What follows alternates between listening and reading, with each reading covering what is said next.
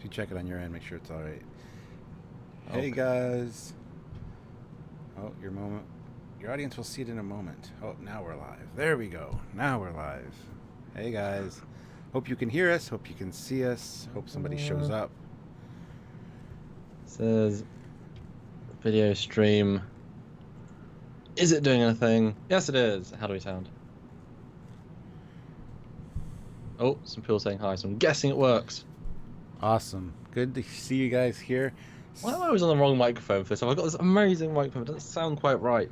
Why? And they can still hear you. It's fine.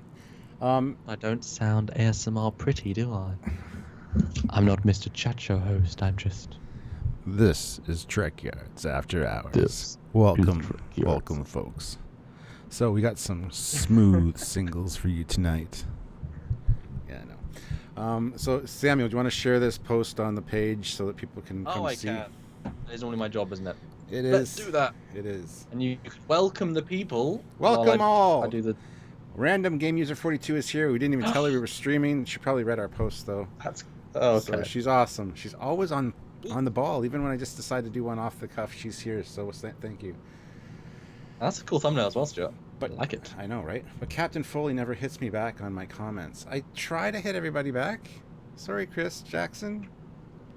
There you go. Comment, and I'm sorry. I got a lot of people I have to reply to. I got a lot of private messages, a lot of emails, lots to deal with. I'm sorry. Plus making the show. Yes, and life. Nah, that life. Derek sent me a message about 5 minutes ago. Derek Rankin was the guy that shared the picture of the new Trek Yard shirt that he got. Yes. The red shirt, which is awesome. That was nice to see. I'm disappointed in the shirt company, though, because the logo is supposed to have the black outline around it, and it doesn't appear to have it. And did it have it in the preview window thing? Well, yeah, the preview window was a black shirt, so we wouldn't see it anyway. True. So I hope that they turned out well for everybody else. I know they'll look great on black shirts, but the gold shirts that we offered could be a problem. So yeah, today, guys, we're here to talk about, well, the new Picard show. Discovery is, of course, going into season 2. I think there's been rumors flying around that they've kind of announced a Starfleet Academy show. I haven't really found any solid confirmation of that, but... Well, they've announced Discovery Season 2, and they've announced the Picard series where he's a lead. That's post-Nemesis. Everything else is not a full announcement so much as... We're doing these shows probably where this is the thing, probably, but we've seen how sometimes they announce things that don't happen. So, I mean, if they haven't got scripts or really anything solid, then, I mean, do they really have a show, or do they have... Let's make a show for an unknown budget with unknown cast or an unknown thing. That's our plan. Yeah. Didn't quite work. But, or could be one and the same? I don't know. Yeah, I got some water today. A little mug. Oh, turtly into you. That's so cute. My Valentine's mug. It's nice, isn't it? It's a big... holds a lot of ice water, so I was like, yes! So yeah, one side of the screen. This could promise... No, you're going the wrong way. Wrong way? Okay. That's much better, yes. Little more. Just perfect. Perfect. All right. So yeah, this could prove and promise to be another golden age of Star Trek, because we did have that back in the 90s with Deep Space Nine, Voyager on the air. Which is interesting, because I want to ask, how much of a part of that were you? Did you get a sense of, wow, all the Star Trek, were you excited by all the Star Treks, or was it just like, oh look, there's a Star Trek show on, oh look, there's another Star Trek. You know, if you're so used to getting things, yeah, it was just another day in the office, you know. It was a bit of both. I kind of took it for granted a little bit. Like I said, I didn't really watch all of Deep Space Nine, and when I did tune in, it was the crappy episode. So I was like, this is a Star Trek I could live without. I got this other one over here that I can watch. Plus the reruns of TOS and TNG on at the time. I mean, it was Trek all the time, and unfortunately, I didn't watch Deep Space Nine its first run. Like I said, I'd catch a few shows here and there. Most of them sucked, and so it didn't drag me in. So, Curtis Simpkins, I talk to him all the time on Facebook. So thank you, Curtis. $2 donation. I wish I could give you more money, guys. Maybe next time. Well, that all helps. Just showing up to talk to us helps. So thank you very much. And speaking of super chats, what are super chats, Stuart, and why are they important? Because there's a live stream, and this is your way of helping the channel directly. Why, Stuart? Why? Well, super chats are important because you can donate instantly to the channel, and that all helps us out to produce more content. It also gets your voice heard on these super chats. There's a lot of people commenting, and it's flying by pretty quick. We try to hit a few of them, but it is hard to focus on them. But when you do a super chat, you can enter in a question, and then we can direct your question or address it, immediately and like directly to you, so you can hear what our thoughts are on your questions. So it makes great interactions. And we are here to talk about a topic. So if you've got something you want us to say, that's a great way of including. Yeah. The other topic we wanted to talk about was the special features on the Blu-ray Discovery discs that are coming out. Is that in the fall? I think it's November. Pretty soon. Yeah. Although not for out of America. Oh really? Well, they'll still be available through eBay and stuff. But I don't know if Blu-rays are. I don't know if region. I think Blu-rays are region encoded anymore. But I don't think that's a thing anymore. That's still stupid because I would want to buy that because I don't want to do a rewatch. That'd be kind of good, and the Blu-ray was the best way of doing it, especially as they'll Klingon subtitle. Yeah, pretty well. And commentaries. I mean, we'll learn so much. I mean, just the Eagle Moss magazines. I'm learning so many behind-the-scenes things I've been wanting to know that we should have brought on Trek Yards, but not exactly allowed to right now. Yeah. And so Trek Yards is your behind-the-scenes source for a lot of the ships and stuff. So I mean, we love the behind-the-scene documentaries. That's what I love on almost all movies and Blu-rays that I buy. I love watching all the behind-the-scenes documentaries on how it gets made. So I'm looking forward to the Discovery one for that. I got the Blu-ray set of all the all the original movies for my birthday finally this year, and so I had the DVDs, but boy, they did not cram stuff on the DVDs. They just sort of like, here's the film. And I'd seen all the films, so you sort of got them as a collector's piece. But the Blu-rays have actually good special features for each film. I'm watching a Star Trek V documentary about the making of it that I've never seen. It's like, oh my god, here's actual footage of Star Trek V I've never seen before. Yeah. How old am I? How long have I been watching this stuff? There's new stuff. It's like, wow, this is cool. And I've still got Star Trek 2, 3, and 4 to enjoy. Yeah. And that's how Trek Yards came about. I was doing a movie review talking about Star Trek II, The Wrath of Khan, and giving out some facts and stuff that I learned over the years. And Samuel was editing, watched it, and learned a few things, and contacted me, and we started talking. And that's the story behind Trek Yards and how it came to be, like almost 4 years ago now. Oh, learned one or two little things. Yeah, Chris. Yes, well, that's Chris Jackson, $5 super chat. Thank you very much. But no question. No question. So it's easy to answer. Here's the answer. Crickets are chirping. Crickets are chirping. We're all happy and content in our Trek world. Right. So so what was our first topic again? It was nonstop Trek coming back, and the new golden age of Star Trek. Hopefully, I mean, a lot of people are discouraged because Discovery's kind of gone down the wrong path, and there's rumors or speculation that the Captain Picard show is going to go down the wrong path. I have faith that the Picard show will be good and what we want. Will it be the Star Trek show we need? Could be anything, though. Oh, it could be anything. It's really early on, and with Alex Kurtzman involved, I'm kind of concerned because he's responsible for the JJ films and that universe. But I think they have a lot of potential to please the fans and not piss the fans off, which they've already done. A lot of the fans, anyway. As I was saying, only partially responsible. There's three people at the head of that chain, and then Paramount as well. So not all on the shoulders. Although we'll just point out that this is something I've read, although I don't know if I can corroborate. Tom Willis said, "Sorry, it's already been covered. What are your thoughts on the title of Stuart's new show, Star Trek Reliant?" I mean, I don't think it's the title of Stuart's new show. That's a bit of a leap. The story was that the CBS have copyrighted the name Star Trek Reliant, which wouldn't make sense of Picard show in any way, shape, or form. But the fact they've copyrighted it is pretty interesting. What do you think? That could be. Hey, there's potential for an animated series right there. I don't know. Name recognition. Yeah, I don't necessarily think that would be about the Reliant either. It could mean multiple things. I didn't even know that was a thing that happened. So that's the first I'm hearing about it. So. Yesterday. That was brand new. What comes to my head straight away is that how cool would it be to have the animated series be TMP era? Well, I say TMP, but Star Trek 2 era, which was something we all want to see in terms of that era. And then you can have Walter Koenig come back as Chekhov. Okay, yes, he sounds a little bit older since it's been 45 years, 50 years. But how cool that could be the Khan miniseries. They could have 4 episodes of the Reliant leading into Ceti Alpha. Ceti Alpha happens, but from the perspective of something else.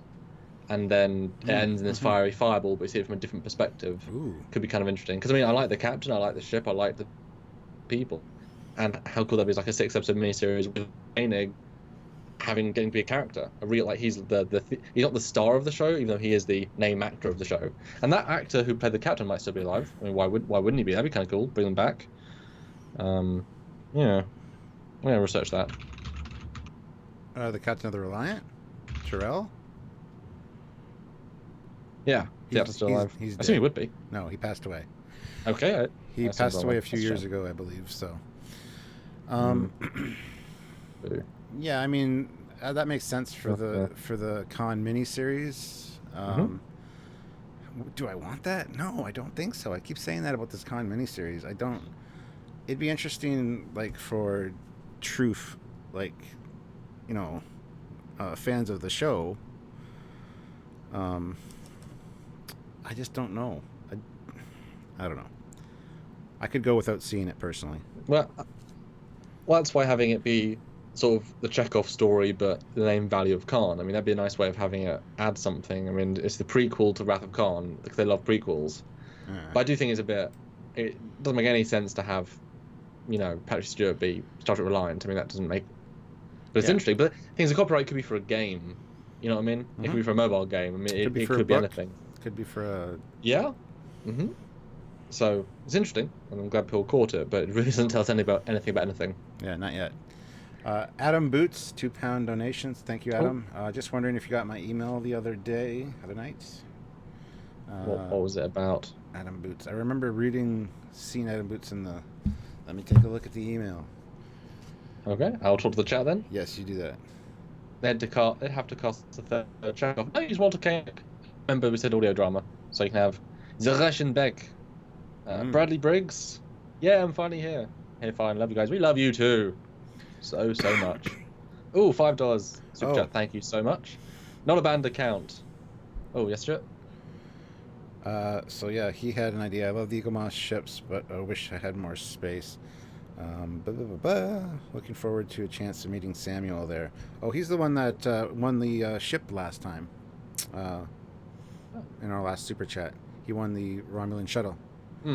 So yeah, he sent. So we did get your email. We have your address. Don't worry, it'll be sent out. And he's looking forward to meeting you, Samuel, at one of the meet and greets in the area that you're gonna do sometime. Yeah, that'll be a busy weekend for sure. Thank you. Cool. Yeah, I hope we can have some great Trekkers times at that. I mean, the con that is a Star Trek event. I should be there and see the 3 fans I have in the area. You underestimate yourself. I think you have more than that. Hopefully, not a banned account, as I said. Can we hope for a return of TOS races in the new bridge cruise, Andorians, Orions, Tellarites? I gotta hope so.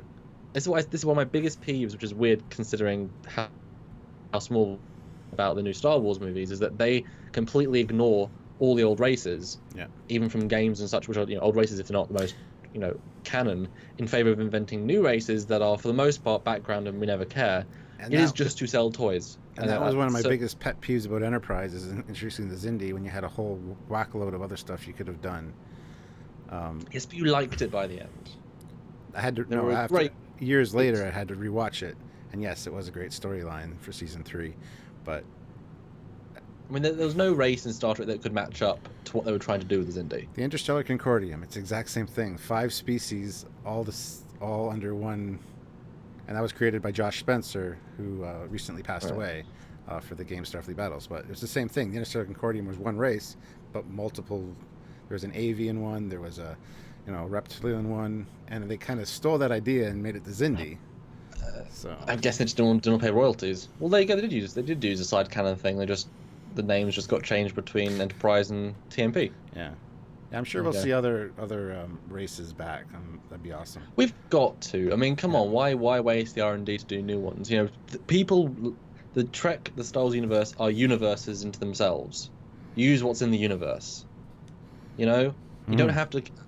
I know people come in and want to add their own mark to things. That's fine, but let us have what made Trek as well, and then make them interesting characters that you've written. You know? Yeah, it's weird. Colin Swayze, a $20 donation, 20 Canadian. With Patrick Stewart coming back, do you believe it would be a smart move to potentially incorporate cast members here and there from DS9 and Voyager, since they never had a motion picture? 100% yes. They had better, or we'll come with pitchforks. I mean, come on. Yes. Yes, yeah. It makes perfect sense. They're all still alive. They're, they can definitely do something with that. Actually, they could have Cisco come back at any time because he's now a wormhole prophet or alien. So time and space mean nothing to him. He could show up in Discovery and be like, "Hey guys, how's it going? Yo, so I'm from the future and this is really messed up. What are you guys doing? I'm gonna get my buddies and we're gonna come in here and fix things a little bit." Your bridge is bigger than my entire ship. For reals. I mean, they've got to include people. I mean, this is their golden opportunity to milk the franchise. So I just hope they have good writers, because come on, you imagine. I mean, the fans would love this, but if you did it really cleverly, imagine each episode bringing back an old cast member in some form for the first season. Yeah. I mean, that's obviously a bit contrived, but for a reason. So, for example, they need to go out and do some science. They call on the still enthusiastic Captain Kim. He just happens to be the captain they pick. Boom. And then there's a terrorist trouble, and they call an expert in political affairs. They bring Chakotay in. Boom. They need, you know what I mean? It's continuous. Yeah. You know, they need a good spy to help. They call Garak. I mean, why wouldn't you? And the guys that do makeup like Garak, like the Klingons, hopefully you and like Worf. I mean, these guys can stay young forever. Data can't, obviously, but you can do digital stuff to that if you have the budget. Data's actually said that he ages. In the one where he creates Lal, he said she'll age just like Data does. Or who said? Geordi said that. Yeah. So Data was designed to age, and not just a skunk stripe in his hair, like as you see in All Good Things. But I mean, gracefully age. Yeah. So who knows? Maybe B4 not so much, because he has B4 now. But I think it's more Brent would just politely decline, because he said, "Well, too old." Yeah. I mean, if you paid him enough, I'm sure it would. But I can see he's the sort of guy that would actually try and. I mean, he does conventions. They earn enough money from that. He would say, "I don't need to ruin Data with me looking old." You know. Probably decline. But yeah, it's the best opportunity to do that, because you mean all the TNG people are still going.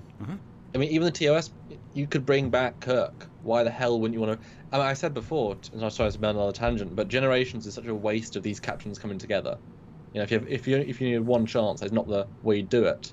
So why not have Kirk and Picard back again? Expensive damn episode, but Discovery's got the biggest cash cow of anything. Come on, they're still both kicking, and Shatner's still there. He's still there, you know. Yeah. Do that. Fat Produce, a £5 or a $5 donation, super chat. Thank you. Speaking of, I met Shatner 20 years ago and was so nervous. I said he's my biggest fan and squeaked a toy Tribble in his face in a panic. And I'm sure he gets that a lot. And I've met him twice now. And the second time I was like, "Hey Bill, how you doing?" He goes, "Pretty good, man. How about you?" So that was really nice. And that was when I was just going around the back of his chair to get a photo, because it was a quick, get your photo taken, and then you're out the door because the next person's in. So, you know, it was a nice interaction. The first time was also nice. The guy in front of me who was getting his picture taken, the photographer screwed up something. And Shatner's like, "Yeah, make sure that this guy doesn't get his photo." So there was a nice little mess up there. So I had a few nice interactions with Shatner. Overall, you know, yeah, Shatner. I mean, you hear stories, and until you meet him and experience it for yourself, I mean, you know, it is what it is. So, I mean, he goes to conventions and acts. You know what I mean? He's a performer. He's being paid a lot of money, because he's one of the higher paid convention appearance people, because you know you're going to get more people going if you bring Shatner in. Yeah. Even though he does so many, he's Kirk. You're always going to have a need, you know, people needing to see him.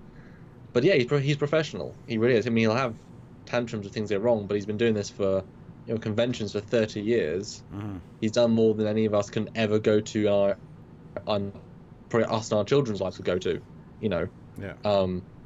So the fact they can still be so good, Yeah. the fact he's still going to them is excellent. Yeah. I mean, he should charge a little bit less. Would be nice, but hey ho. Yeah. Well, it's fine. Yeah. And Jill Wright sent us a $2 or $2 super chat. Sorry. Yeah. Picard will be 94 years old. Nemesis plus 20 years. Yeah, and it's the future. Picard still looks as young as he used to. It's the future, so people are old. There's 100 and some odd plus admirals running around in TNG. So I mean, there's nothing wrong with that. He's past his prime, but he better be in the prime. I'm just saying. You know what I'm talking about. I assume at that point they could keep him going till 200. I mean, nowadays it can be over 100 for a lot of people, and this is 300 years in the future with medical technology, with replicators. But I mean, 94 is not. I mean, you might get tired of what you're doing in life because you've been doing it for so long. But yeah, no, I see that as being really fine, and I like the fact that we saw Walt Koenig as Admiral Chekhov in Renegades because he was like 106 and it was amazing. Yeah, why wouldn't he be? I mean, he's got more experience. Yeah. I mean, they're not the spring chickens, but yeah, why would you? I mean, I'm sure at that point they can replicate a new heart. Yeah, maybe he'll have a new one. Yeah, that's what I mean. I mean, why couldn't you at that point? There's genetic modification and such. Yeah. Anthony Talarico, sorry, $5 donation. What do you think about the most harassed ship in the Star Trek universe? About the most harassed ship. What do we think about it, or what do we think it is? I'm confused by the question. A little bit. Sorry. Most harassing, the most annoying ship, maybe? Maybe. For me... Ball Cube. Oh, you mean like in the universe thing? No, I'd say for me it's the JJ prize because everybody complains about it. And you complain about it, you love it. And it's just, that's one of the things that at first kind of fractured the franchise a little bit. Well, so if more than Enterprise did anyway. Yeah. So, yeah. Sorry, Anthony, I'm not sure exactly what you meant there. Yes, clarify and we'll keep an eye out. But Discovery, always on TV, that was the thing. Star Trek on TV. I mean, obviously, when I grew up watching Star Trek, it was the end of Voyager, then Enterprise, and so in my notion of Star Trek, there was always stuff on it. I mean, the longest time, until I was like 10 or something, I literally thought that I was really confused I was really confused that how is there a movie, like when was Star Trek 6 made? Because they looked so young. If it was 100 years in the past, how could TNG happen? Because I thought they actually made the old films years ago because they were the old people, the old characters. I was like, are they still alive? What?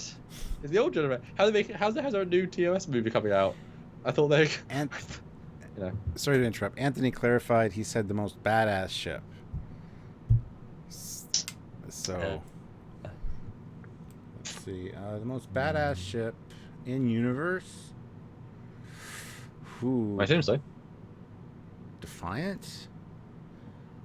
I mean, faction-wise, you'd have to break it up. I mean, the Borg cube's pretty intense. Tactical cube. Species 8472 can combine and destroy a planet. I mean, that's a very good question. Yeah, it depends. I would say, honestly, is so OP. I mean, it's got everything going for it for a strong warship. Yeah. And as such, it's pretty damn badass. Because it's also so maneuverable. All those other ships you mentioned are, apart from 8472, are kind of sluggish. Yeah. Doesn't necessarily matter.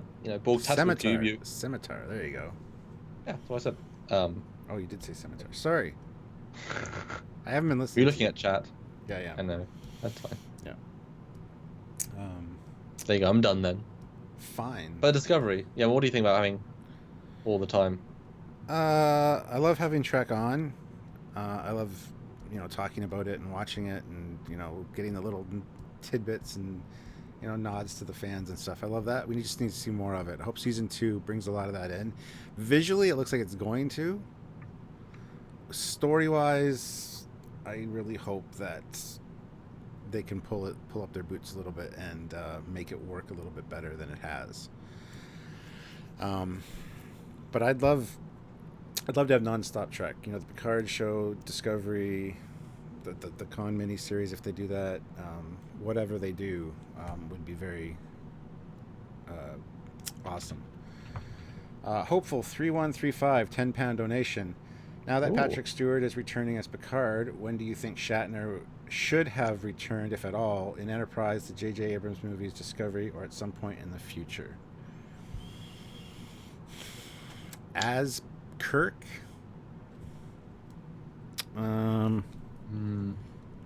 That's a good question. I mean, the novels that we've talked about that he wrote with Judith and Garfield Reeves-Stevens, I thought were really well done. And that happened right after the events of Generations. That would have been a good time to bring him back. But as for show-wise,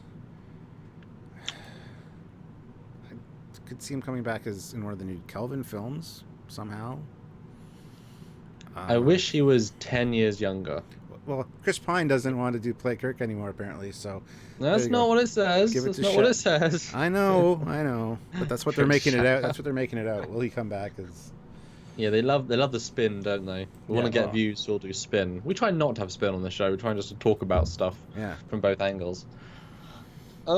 Enterprise, I did like their mirror Kirk idea. It would have been a very clever way of bringing him back, but that would have been like, well, to be fair though, if they'd done a mirror universe version, you should have had that Intermirror be a 4-parter, which they'd had done with other 4-parters. That would have been a really kick-ass one. 2 episodes getting the Defiant, and then the time happens in the 3rd one. Now you've set up the universe, and then solved in the 4th one would be really cool.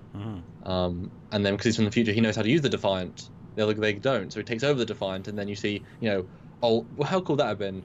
Older Kirk, Admiral, playing mirror him on board a Connie after 50 years.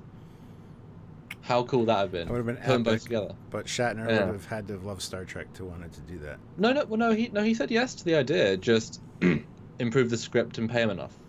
But if it was a 4-parter, you know what I mean? Because once you build the sets for the first 2, which they obviously could budget, that would have been really cool. And then imagine him in sort of some sort of really cool uniform with a phaser, being like kick-ass, and that was that was 14 years ago, or I guess 10 years ago.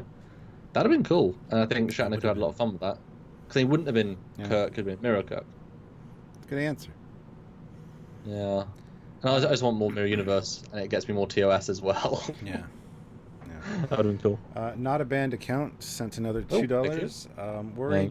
Worried season 2 of Discovery will ruin the Pike character. I don't know. I mean, the Pike character started off being a pilot that never went ahead. Then he was a flashback in Menagerie and was crippled and can only say yes or no, going beep beep.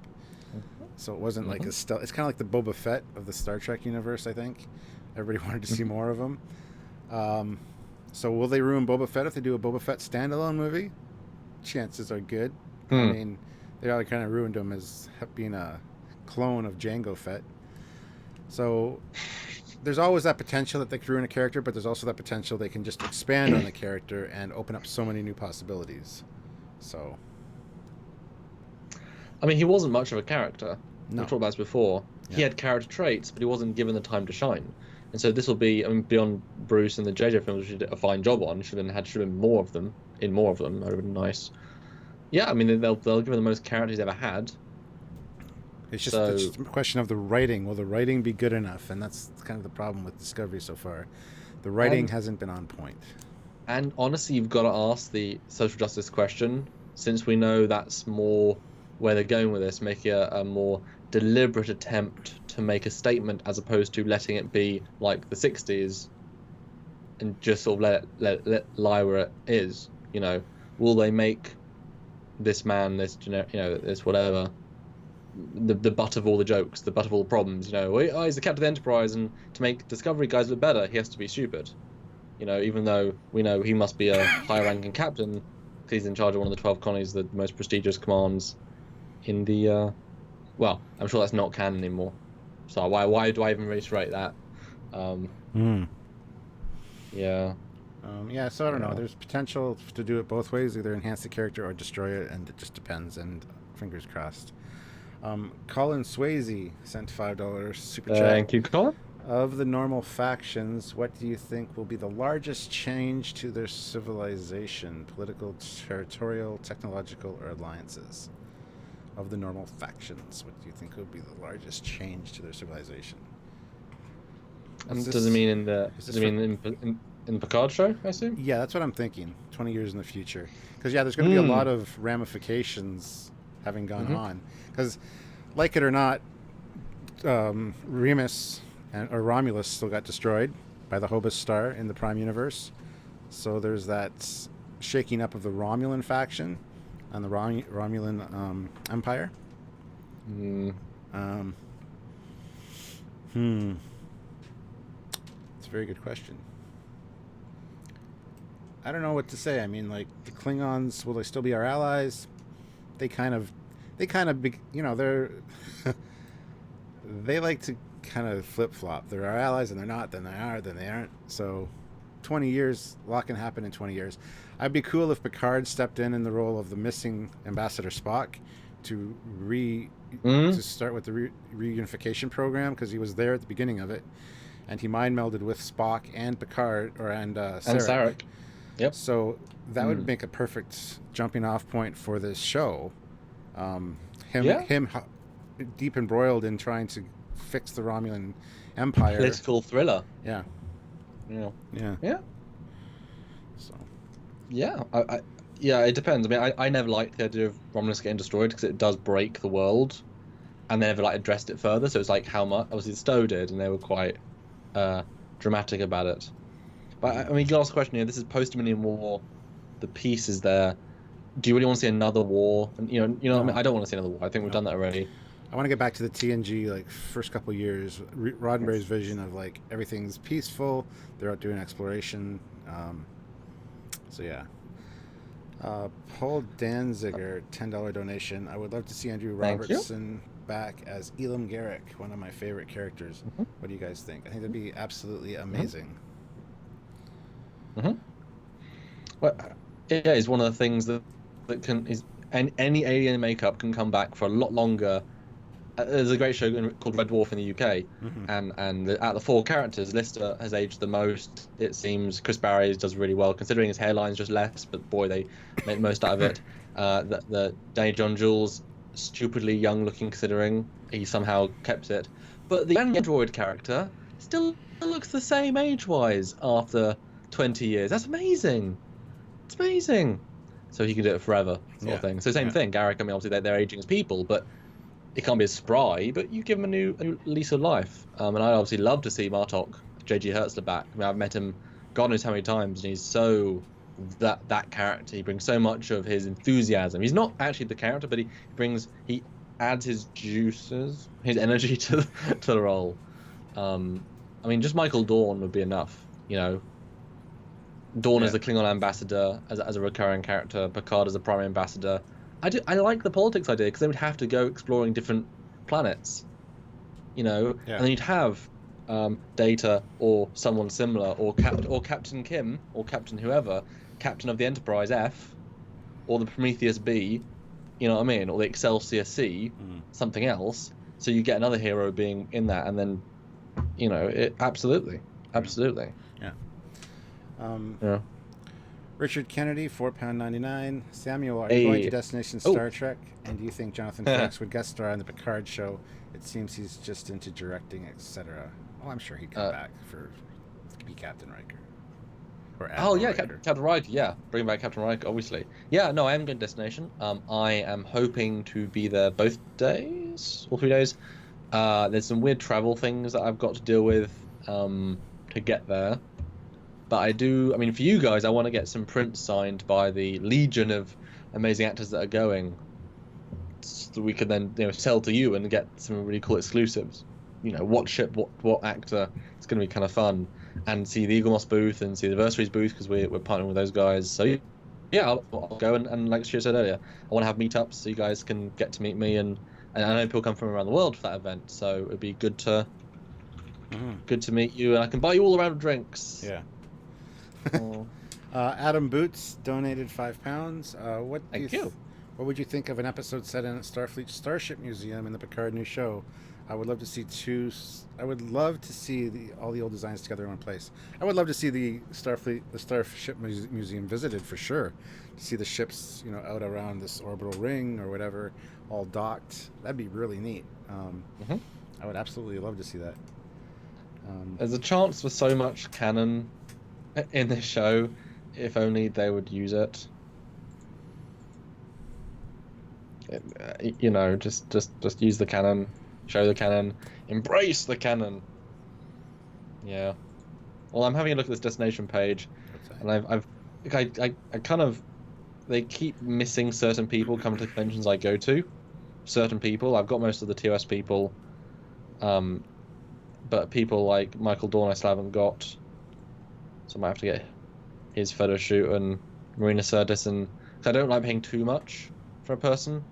Like Lorca's 60, which seems Janeway's 55 and Lorca's 60. I know he's Doctor Who as well, but Janeway had 7 seasons and he had 11 episodes. The man likes to charge. I mean, fine for him, but I vote for Janeway out of those two. Gareth Fairclaw, £5 donation. Star Wars had a Miko Disco remix of its music, being of the late 70s as it is. Should Star Trek Discovery have a psychedelic, or Star Trek, just says Star Trek, have a psychedelic remix of its music given its 1960s roots? It already does. I cannot stand, sorry, this is going to cause problems, I guess, with people. I love TOS, but I cannot stand the TOS intro music. That is the most 60s dumbass theme ever. I hate it. I really do. Well, I mean, the first few chords of it are fine, but then it goes that whole I hate it. I don't like it. I'm sorry. I don't want to hear another 60s remake of that. And the Disco Star Wars one is cool. You got to admit. But yeah, I'm not a fan of Disco Star Wars. Yeah, there's a Disco Star Wars theme that came out in the 70s right after the movie, and it was played at. Yeah, if you haven't heard it, you're missing out. Colin Swayze, $5 super chat. Do you think they will try to work in characters from Enterprise, or do you think they will not look back that far? For Discovery, there's every potential to have somebody from Enterprise. Again, they should. They should, absolutely, they should. Will they? Who knows? But I would certainly like to see that. And the fact is, the older the Enterprise guys get, the easier it is actually to bring them back. Ironically, they can more easily, do Scott Bakula. He looks a bit older. There we go, easy. So yeah, I'm all for it. I mean, they should, again, just use the canon. It'd be great to see any of them for any reason, really. Sorry, I'm just laughing at the one super chat just came in. Not a Banned account said another $2. Star Trek, the animated series theme was Peak Trek. That's an even worse theme. I cannot stand the animated music at all. I much prefer the original 1960s version from TOS. And speaking of a super chat, we had $2 Gabriel Ferris. How do I send an email to your channel? It's trekyards@hotmail.com. That again, trekyards@hotmail.com. Yes, Hotmail, don't laugh at us. That's just what we created when we started the show, and everybody gives us a bad time about it. But we don't care, it works, so. So anyway, Non-Stop Trek.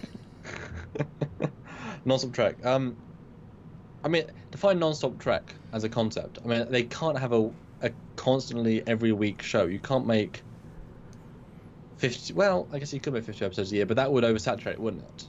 Well, they've already oversaturated Star Wars. That seems to be the thing to do these days, is oversaturate, and it looks like. But Star Trek can benefit from that. They've seen the money from Star Wars. Solo was a failure. Their first failure in Star Wars financially, and Last Jedi was a 50-50 split and hate and love. Clearly, there's some problems there. So what they were doing isn't necessarily the right thing.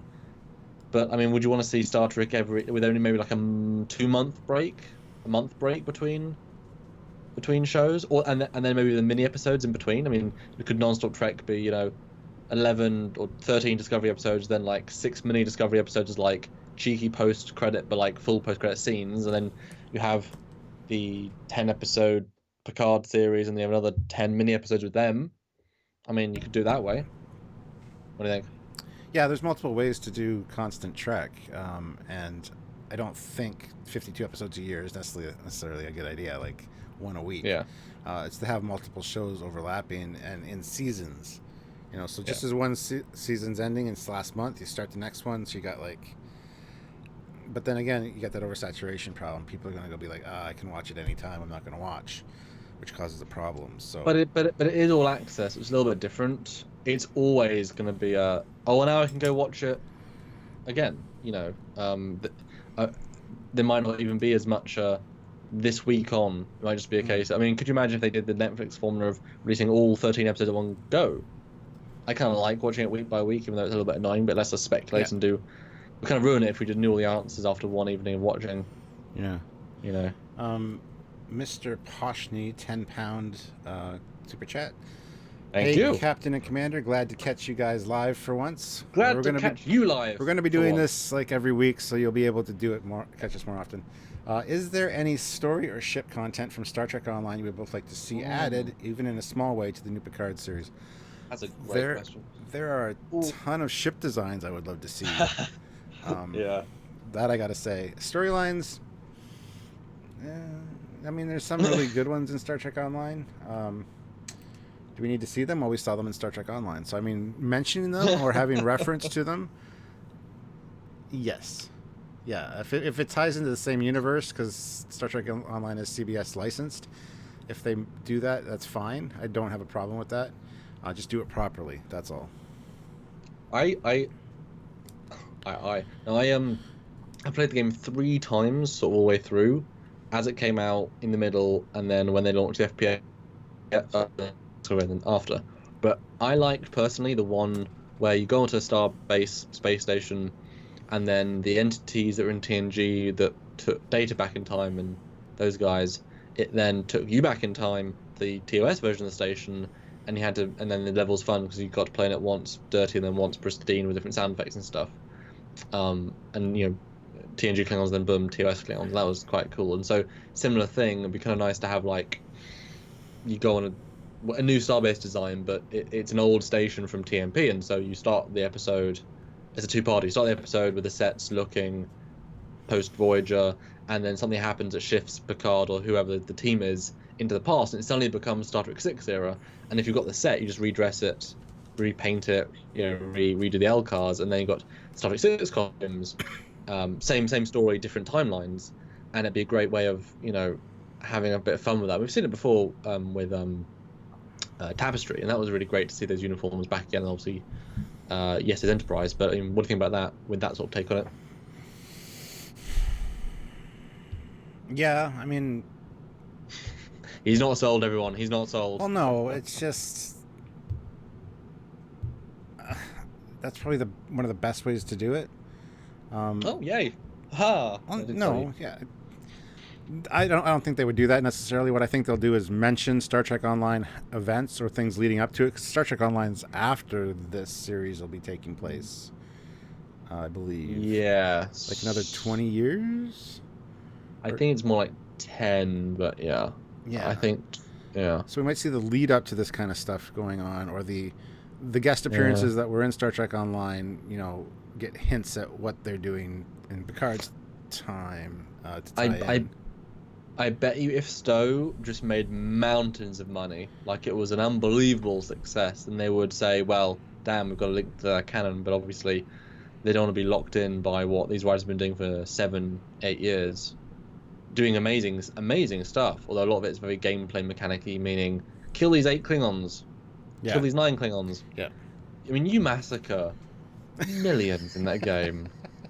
I feel sorry sometimes of destroying a ship. It's like, I'm sorry, in TOS we killed 3 ships in a season, and now I've killed 3 in the last minute. I'm sorry. Quantum's fire. Fire. Well, they gotta make it interesting. It's a game. I know. But yeah, I mean, Stowe's a weird one. It'd be fun if they reference stuff, but I don't think linking it to that canon is a good idea because it comes with all those problems, Well, yeah, all that stuff, and then you can't use the wharf and stuff because you know where they go, you know where they end up, I mean, it ties a lot of hands, and they've never done that before. That sort of direct canon-y linking-y. yeah.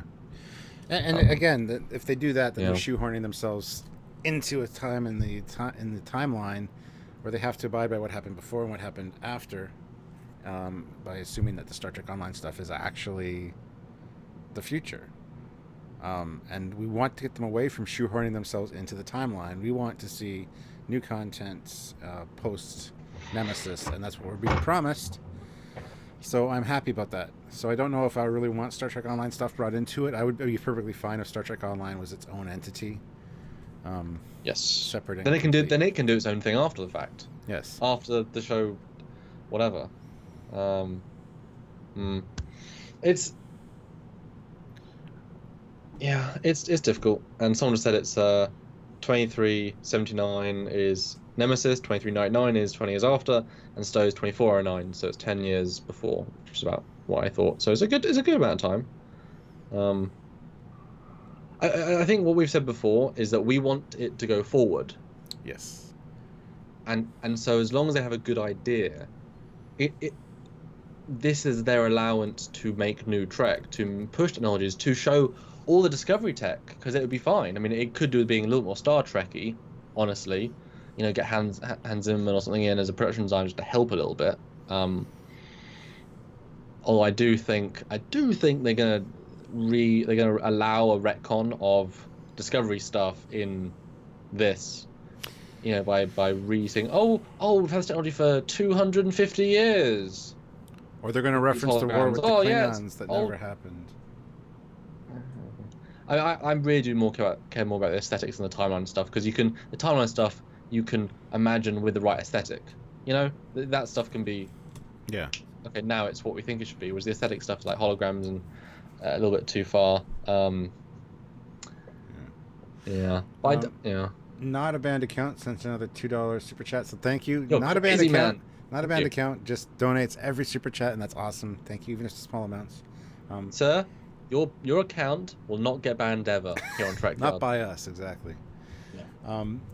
His question is, in Melee, which you choose? Melee. Lurpa, Malay, whatever. Lurpa or I don't even know what he's talking about. Nothing in that sentence made sense to me. I just googled it. Well, no, the Lurpa is the Vulcan scythe thing, and a Wuhun is apparently a Vulcan whip that. Yeah, a Vulcan whip that Spock used that I don't remember him using or he didn't take. Got you. Yes. Okay. Well, the whip Gotta thing. go with the knife thing. No, I go with the whip thing. You can take out the feet, and you can use the weighted ball to smash in the skull while he's on the ground. It's a much more versatile weapon than the Lurpa. So you want to hit your target with balls, do you? Just throw the balls right on him. This is what I have to deal with, guys. So do all of you. These jokes. I'm never this rude to him. I'm never saying comments like that at all.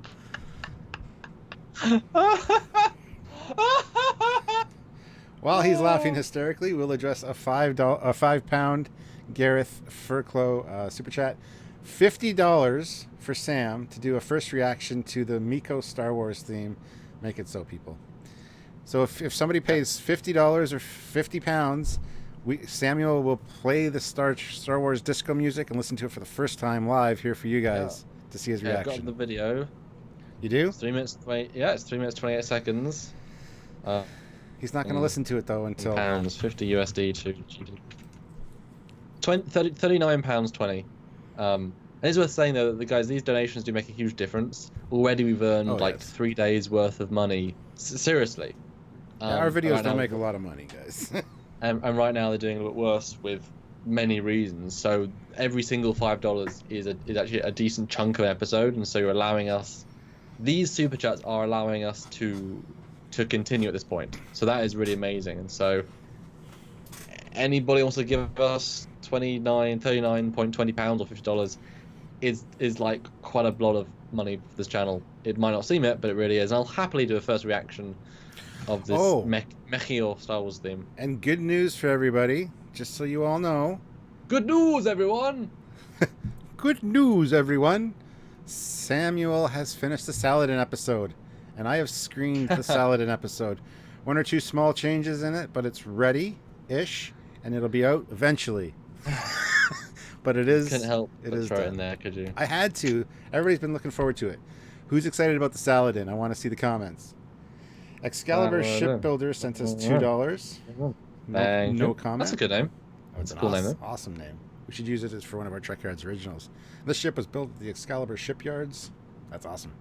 Yeah. Gareth Fairclough. Where'd it go? I lost it. £2 donation. Fairclough, please don't ban me.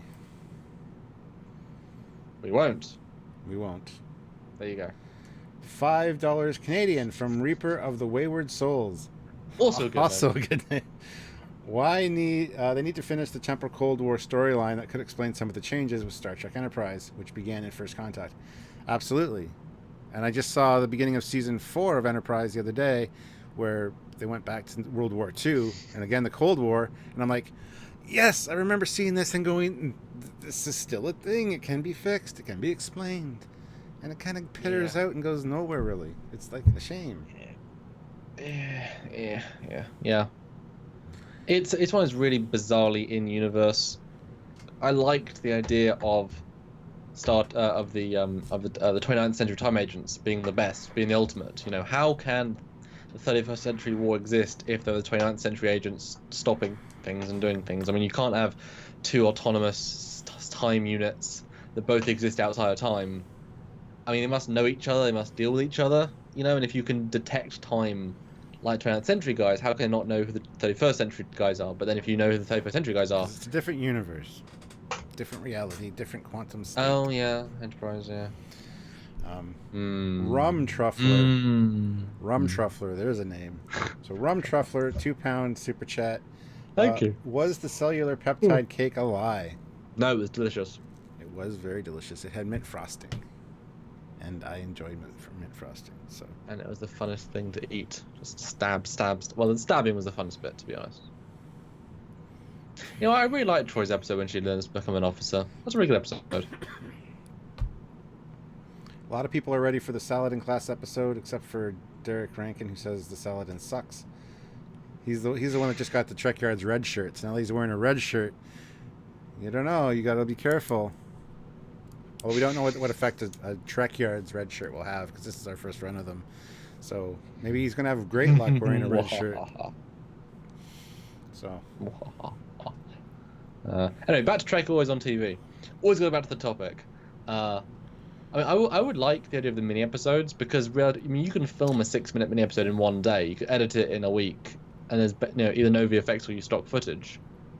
I mean, you could easily churn one of those out a week, and it's like just 10 Star Trek shorts, 13 Star Trek episodes, 10 new Star Trek shorts. I mean, there's ways of doing that. Do you want more than just Discovery era? Because that would get kind of not dull, but unless they're really interesting stories. Respond to that, and I'll bring. That would be the perfect opportunity to bring in this anthology idea. Just have a 15-minute episode about a Lower Decks character from TOS, or a 15-minute long episode about an admiral on Earth's space stock in TNG. Just nothing exciting going on. Just or something happening during an exciting event in the series. Their perspective on it. Just seeing another glimpse of the universe, a little bite-sized piece. Because we know that these are on CBS All Access, and we know there's a huge delay between going to digital media. So fans, have to pay for this show, which is fine. Not the best, but it's fine. So surely fans should get a say as to what's made. We would want this anthology show. We would want this. Why cannot say, well, if you subscribe for these 10 more weeks of getting these TOS miniseries, well, if it's a million per person, a million per episode watched, you take the $15, boom, that's a 13 million, because obviously fees and stuff per episode. You only do 6, and you build the sets for all 12 in one thing. I mean, it's so financially doable, and then people will, guess what, stay subscribed. I would, if I was in America, if I knew they were releasing a 5 minute short on Voyager randomly with voiceover from Yeah. Janeway and in the intercom, but lower decks, as you said, and there's like a three-parter of that, and okay, it's 5 minutes, that's really short every week. You know what? I would show them my money. This is what I want to see. This is worth doing. And then if they kept those sets standing, they would build up continuously, and then suddenly they can have a Discovery crossover or a time crossover, and just walk onto the TOS bits they've built. I mean, make the webisodes for the fans, and make the TV show, the bigger budget shows for the general audience. I mean, isn't that just a winning strategy?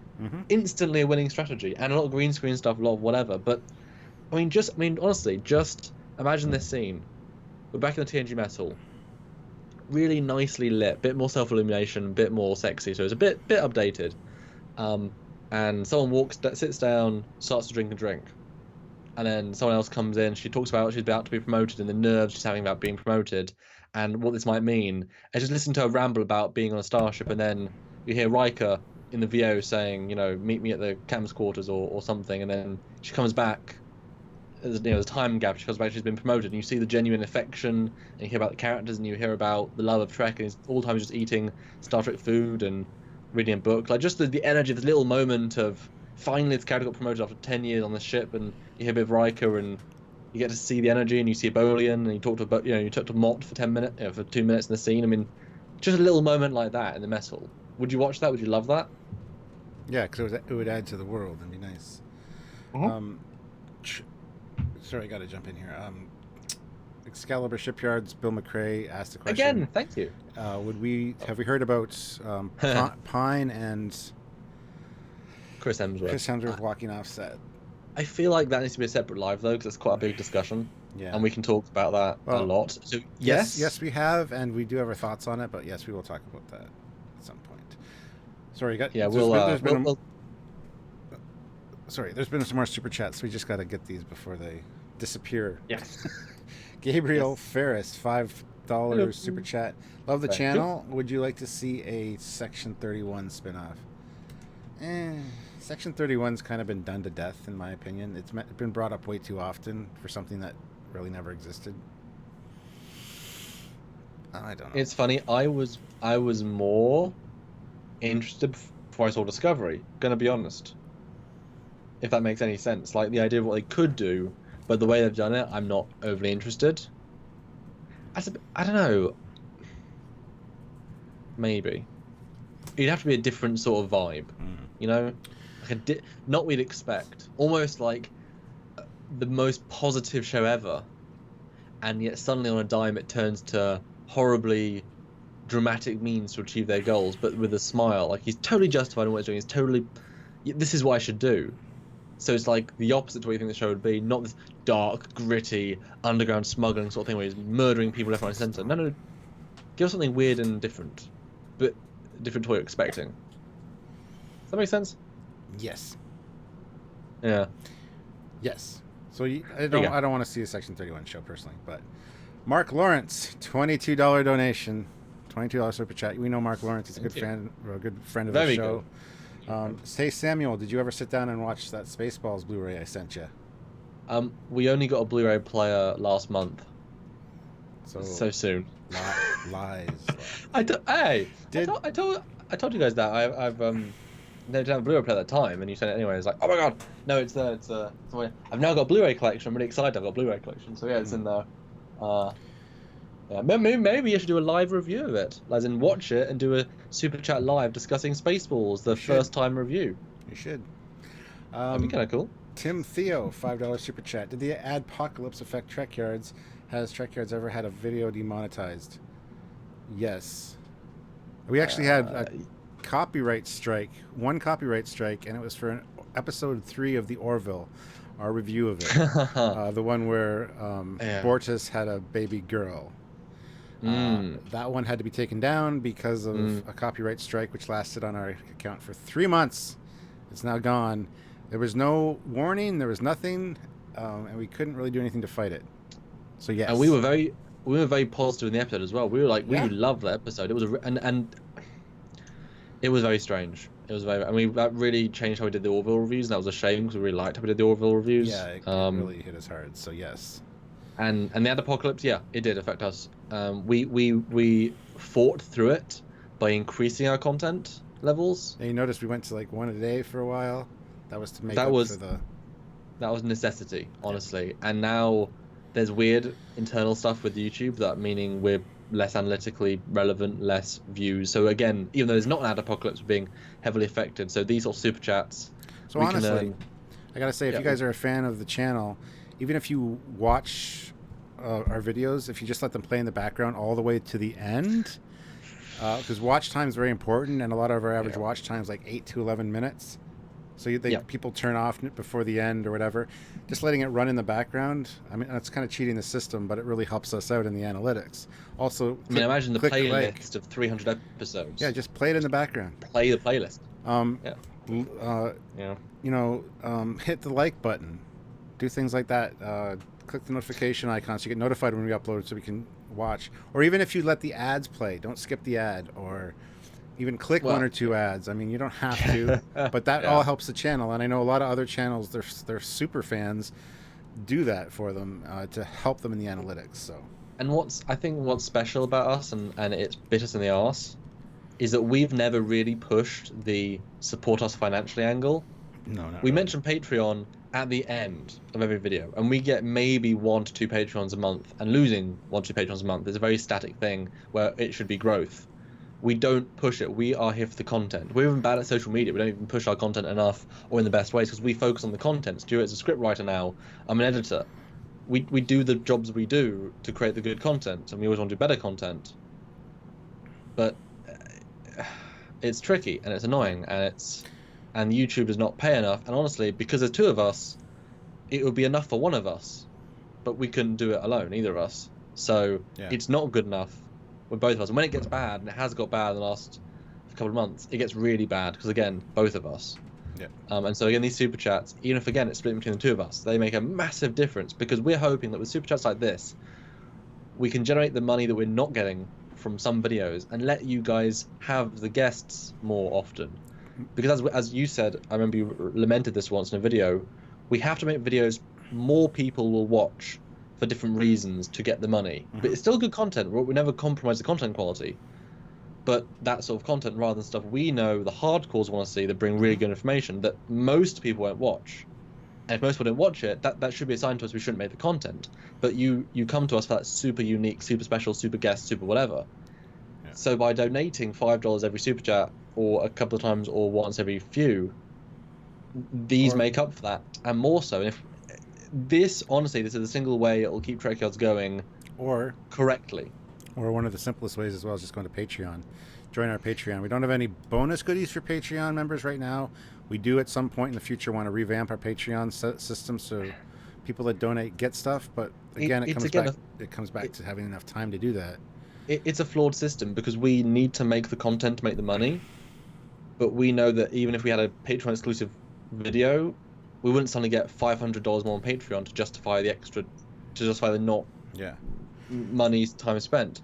So if we had $2,000 on Patreon, doubled it, that would make the most incredible difference. And we could make Patreon exclusive videos like 3 out of 7 videos exclusive, just for them, because that would be incredible. But we've led such a tightrope of money for a long time. Yeah. That we hope that just getting 7 videos a week, 5 videos a week, every week, is the Patreon reward in a sense. Because without those guys, we'd do 1 video a week, and everyone would lose. Anyway, we got a bunch of stuff we got to get to, so let's stop talking about money and talk about more money. We got a £2 donation from Gareth Fairclaw. Star Trek NCIS, a match made in heaven for CBS. I don't know. I'm not. CBS shows or the NCIS shows are all right, but I don't know. Formulaic as anything. Right? I'm gonna put this on. Honestly, I would love. It all goes back to canon. I don't want to see a show where it takes place in post Voyager, where every alien, because it'd be the alien you're diagnosing. Every alien is a new alien that we've never seen before. Therefore, it's just, look, it's a guy in makeup this week. Look, it's a CGI alien. Like, I have no connection to it. They've got 70 interesting races. Yeah. And if you post forward, you can have the Herodrian come in and stuff. Then I'd be interested. You know, so I'd be fine with seeing like a 10 episode. I guess that was more. Sorry, that's more medical show I was thinking of. But you could do a medical show. I suppose. You know, diagnosing aliens of the week, and you know, this week a Horta comes in, and it's pregnant. It's the last Horta in this part of the quadrant. It's got a, you know, it's about to birth 630 children, and you need to save it. How do you save a Horta? I wouldn't be Tune interested in that stuff. But that would be fine to have a whole channel full of shows like that, like the crime documentary or the crime series and the medical series. And you know, if CBS did that, they'd really open up their audience and set them in the proper time periods and stuff. And again, or just webisodes. Yeah. I mean, that'd be perfect, like 7-minute, 8-minute short. Yeah. You know, how cool would that be? Yeah. Rayful Hildebrand, CHF, I don't know what that is. $20 CHF, I don't know. I'll have it. Love your work and appreciate all the effort you put into your episodes. Thank you and keep doing what you do. Well, thank you and keep watching what you watch because you're watching the right content.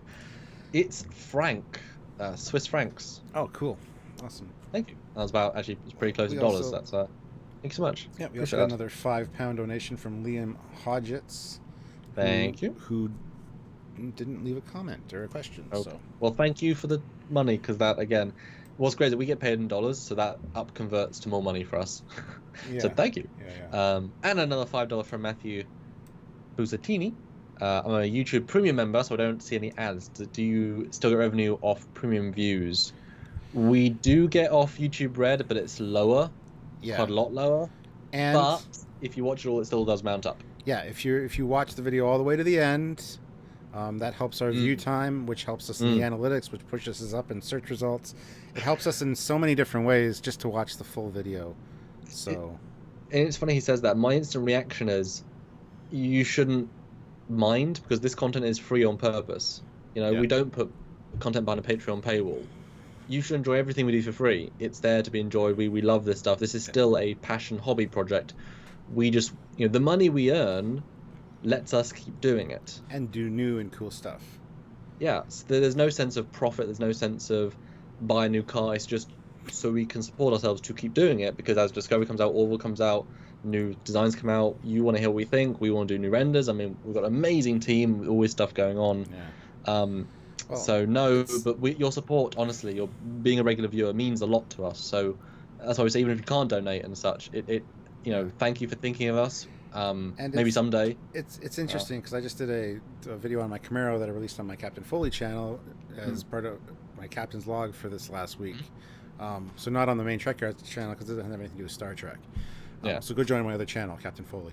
But anyway, somebody commented on that saying, you guys have been making money off of the Star Trek IP for the last like 3.5 years, and you know, they spouted a bunch of analytics at me in the comment and said, you're just a crook, you're just a charlatan, and that's what paid for your car. I'm like, well, first of all, I've had my car since I was 18, so go screw yourself. That's not what paid for my car. I'm not rolling in funds. Lore Reloaded isn't here because he would make a comment about us being paid by CBS to push their Discovery agenda, and you know, ask me what I'm doing with my paycheck. The Lamborghini's on its way, right? We not. We're just living paycheck to paycheck. Paycheck to paycheck. Literally. And I have a family. You know, I've got other stuff going on. It's not like we're making exorbitant amounts of money from this. We're making. So I want to not squash enough. that. I want to squash that right now. That we're not. This is for me. This is fun. This is a hobby. This is something I'd like to do full time. Yeah. You know, but unfortunately, that's just not a possibility. And given my professional skill set, I'm underpaying myself. If I was to get any professional editor job, I'd earn more money in Trek Yards than Trek Yards by like a good third for less hours work. Yeah. You know, I'm actively taking a pay cut to what I could earn in real life by doing this because I like it and we meet cool people. And you, you know, I'm you like playing. me. You like me. Love you, Stuart. You're amazing. See, no hesitation there. That's the. Well, see, the odd thing is, I'm always in his thoughts because he's editing. He's hearing my voice. He's seeing my face. Then we have to film, and he sees me. He's in love with me. What can I say? Then we just some days we just go on Skype and chat for a few hours about whatever's going on in our lives. He's like my best friend. He really is. So he's not only my number one and my commander. He's my best friend. And Sylvia is not jealous at all. Don't worry. Oh, my girlfriend has occasionally been jealous. Of me? Aw.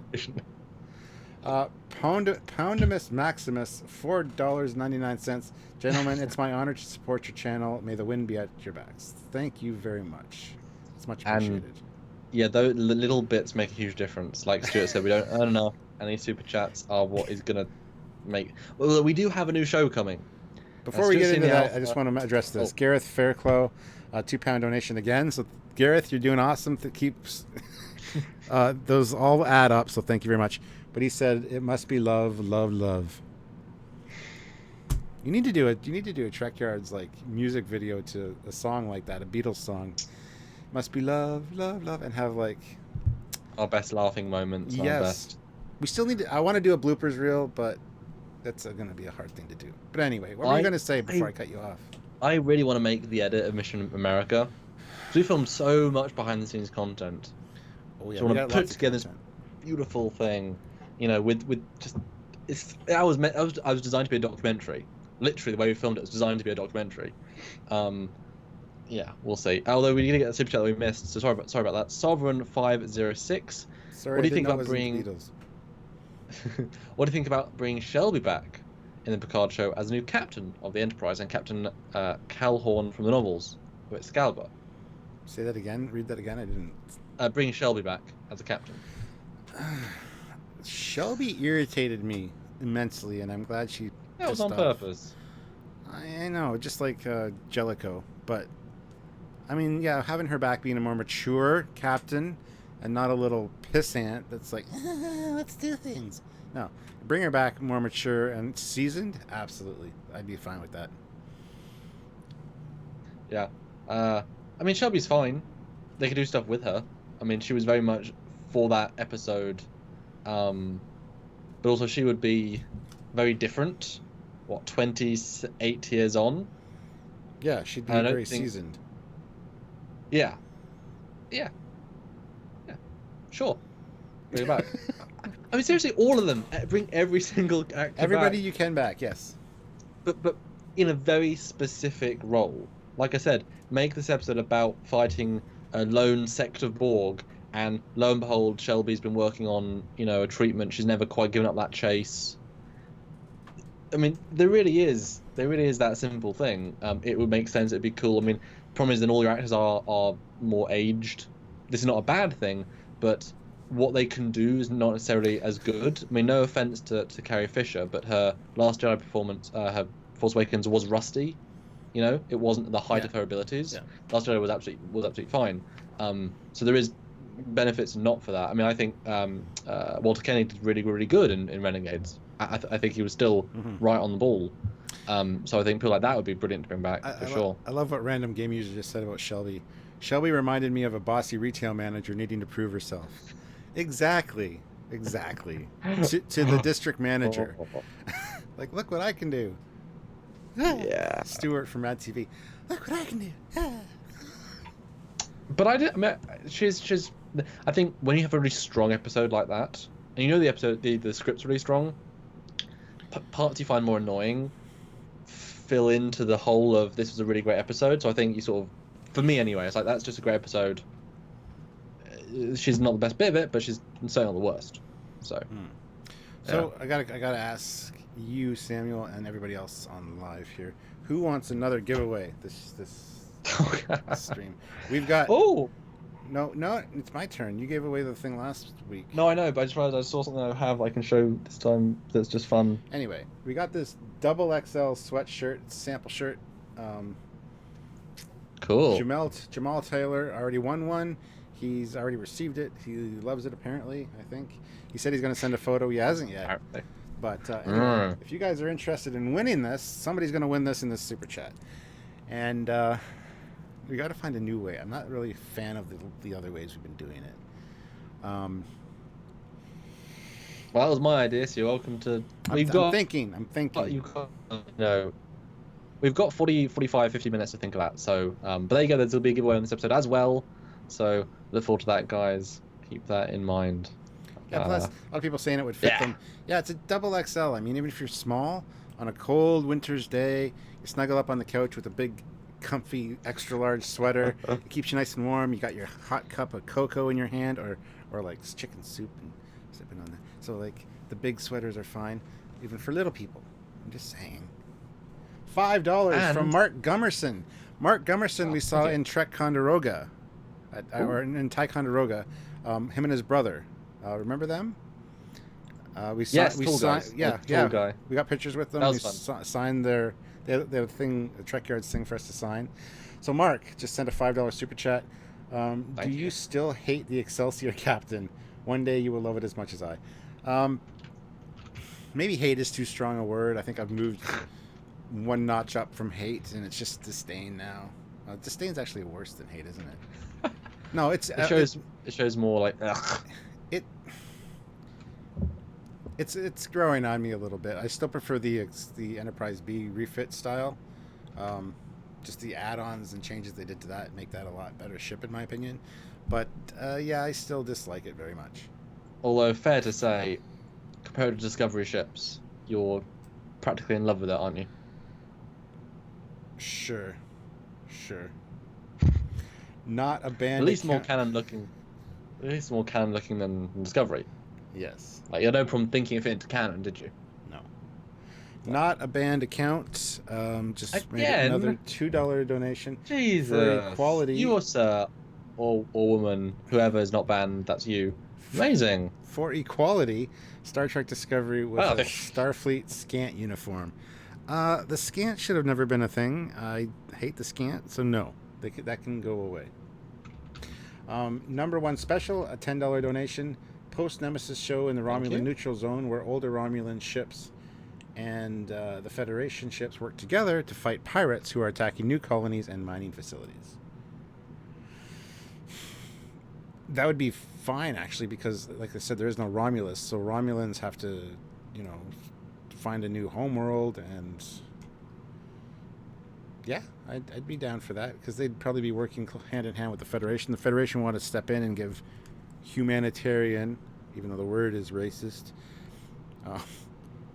Romulanarian aid to the Romulans, so that would work, yeah.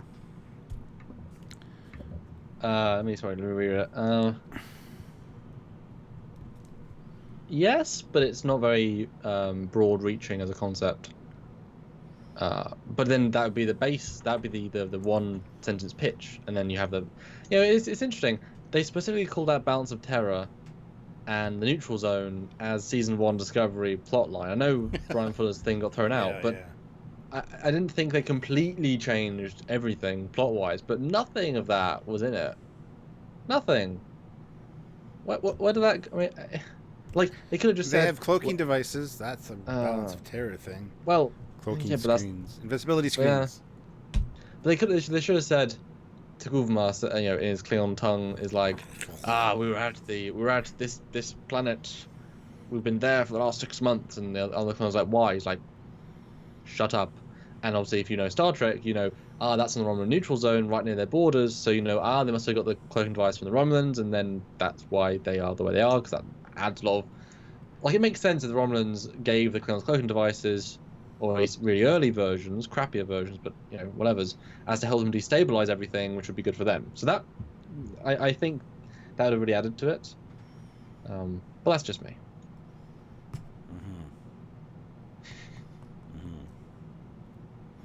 So, one of the things that I'm hoping to see on this new CBS platform of all Trek all the time kind of thing, I would love to see an animated series of some kind. I mean, we've talked about this. There's so much potential for an animated series. That could be Star Trek Reliant, perhaps. The Adventures of the Reliant Crew. Maybe even post Star Trek 2 after they rechristen a new Reliant of some different ship class. I mean, it doesn't have to be... Reliant A? Yeah. It doesn't have to be... Well, it wouldn't be an A, because that's a long story. Well, NCC 1864, anyway, on another class of ship, maybe. Make it an Akira. Ooh.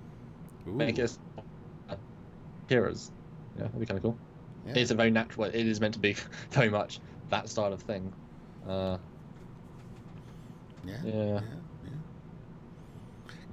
Guys, Put in the comments what you want to do to win this shirt. What would be a good thing for us to do at the end of this live chat? Probably in like 20 minutes, we'll start the process of giving this away. Yeah. And mailing it to one of you lucky folk. So Get we need some suggestions. Last thing has been for the last 20 minutes. We do the best yes or no questions, and most of the questions aren't yes or no, or true or false. They were the first time, to be fair. So Second time they were not at all. yeah. Yeah. So that didn't really work so well, but and those. Well, the guys that won were happy.